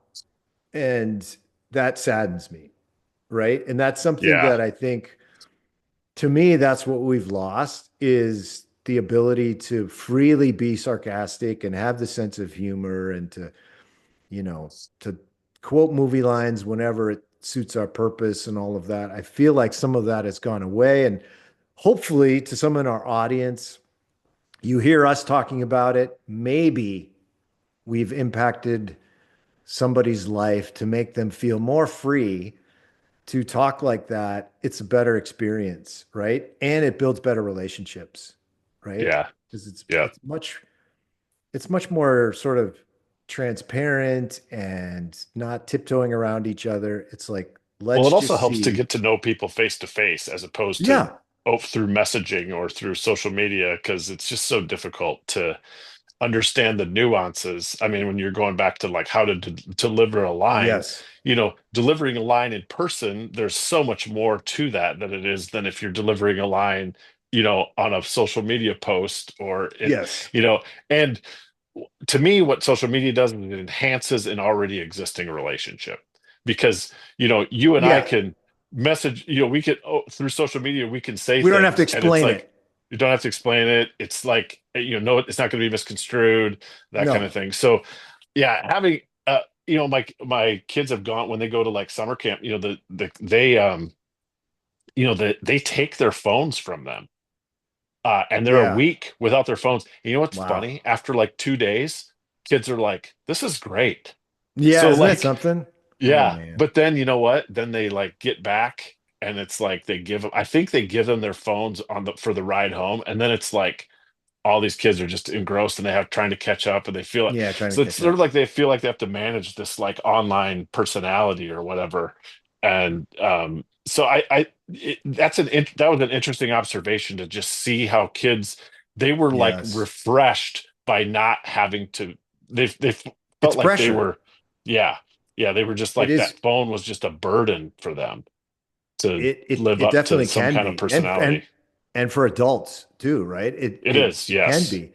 And it can sharpen certain skills and stuff. Like it gives you sometimes it gives you time to think about the feedback line or the funny line, but then it loses something because Yeah. it's the spontaneous one and the other guy's not even finished speaking and you've got the funny retort. That's what makes it funny, right? Because you've Yeah. said it like as they were already doing it, right? And you kind of were setting them up for it and everything else. It's funny, like the next door neighbor, every once in a while, Amazon mixes up the packages, right? And leaves them at each other's door. So there was a So package. what you do is you call Amazon, you say, you come back out here, grab this package and put it on my Bring neighbor's it to desk my because I house. am not getting out of the house. It's 10 steps away. I'm in my pajamas. What do you want from me, right? I'm not So I'm not leaving the house. So I text the neighbor and I said, "You may have a package of mine by mistake." Right? And she said, "Oh, okay, I'll check and then whatever." So she brings it over and I bring it in and she's like, "By the way," and it's funny because it was bourbon honey was in it, bourbon infused honey, which I make Yeah, use to make some good bourbon drinks, right? So sure. she's like, "By the way, I want one when you make the drink," right? Because she saw what Nice. was in the package, right? Excellent. Which I thought was funny, right? Yes. So then, I don't know, a month ago or something, there was a package left at my door. And I picked it up and I'm like, I don't remember ordering this because I order stuff all the time. So I'm never Yeah. surprised by it, right? So, and then I looked, oh, it's for the neighbor. So then I went and I dropped it in the neighbor's front door and I said, by the way, I got your package and I left it at your front door. She's like, thanks. And I said, um, uh, after I tried it on, I left it at your door. So it's like, but see, to me, that's like that type of sense of humor. That's the part that I think is funny. And I like that type of reaction. And I tend to gravitate to people who can kind of riff, right? Like you Yeah. and Ben and Brady and the rest of Yep. my best friends are people who can just riff and you can say anything you want to them and they don't get offended and you can talk about it and you can debate it and you can have serious conversations and then you can have completely meaningless conversations and they're both entertaining, right? Yeah. And ultimately, that's what we hope for you guys who are listening to this podcast. We hope that you are entertained. We thank John for his time. You've been more than generous with your time. John, here's the question I have to ask you. Would you be interested in doing it again sometime? Well, yeah, I mean, it's like we either do it like here or we do it like through messaging. So it's like Yeah, it's that's really what the that's what amount I of told time Brady. is I'm like like, if we're gonna go out to dinner and talk like this for 3 hours, we might as well do a podcast with it. It's like for crying out loud, even if it's for our own entertainment, you know. Yeah. Yep. And it's here's the funny thing. It's like so I have listened to a couple of the podcasts, and I got to admit I laugh, right? Like I laugh just because listening to two guys talk to me is funny. We hope you think listening to two guys talk today was funny. Uh, we appreciate your participation. You can listen to these podcasts like John, people can listen to these Amazon Music, iHeartRadio. You can watch them on Spotify. You can watch it on YouTube. I'm on X and I'm on Instagram with both of these podcast things. If you want to interact, you got questions, you got problems with what we said, we'd be happy to set you straight. But look us up on any of those. Watch the podcast. I'll be back with Brady uh, shortly. Actually, will be another podcast put up. Content's king, John. Content is king. You got to just keep cranking out Just keep content, man. churning it out. You Just got to churn out churn the it out, content. baby. Churn it out. So remember to hit subscribe and like, follow us, leave comments. We love that. And from one Gen Xer and for John and myself, we appreciated you joining us today.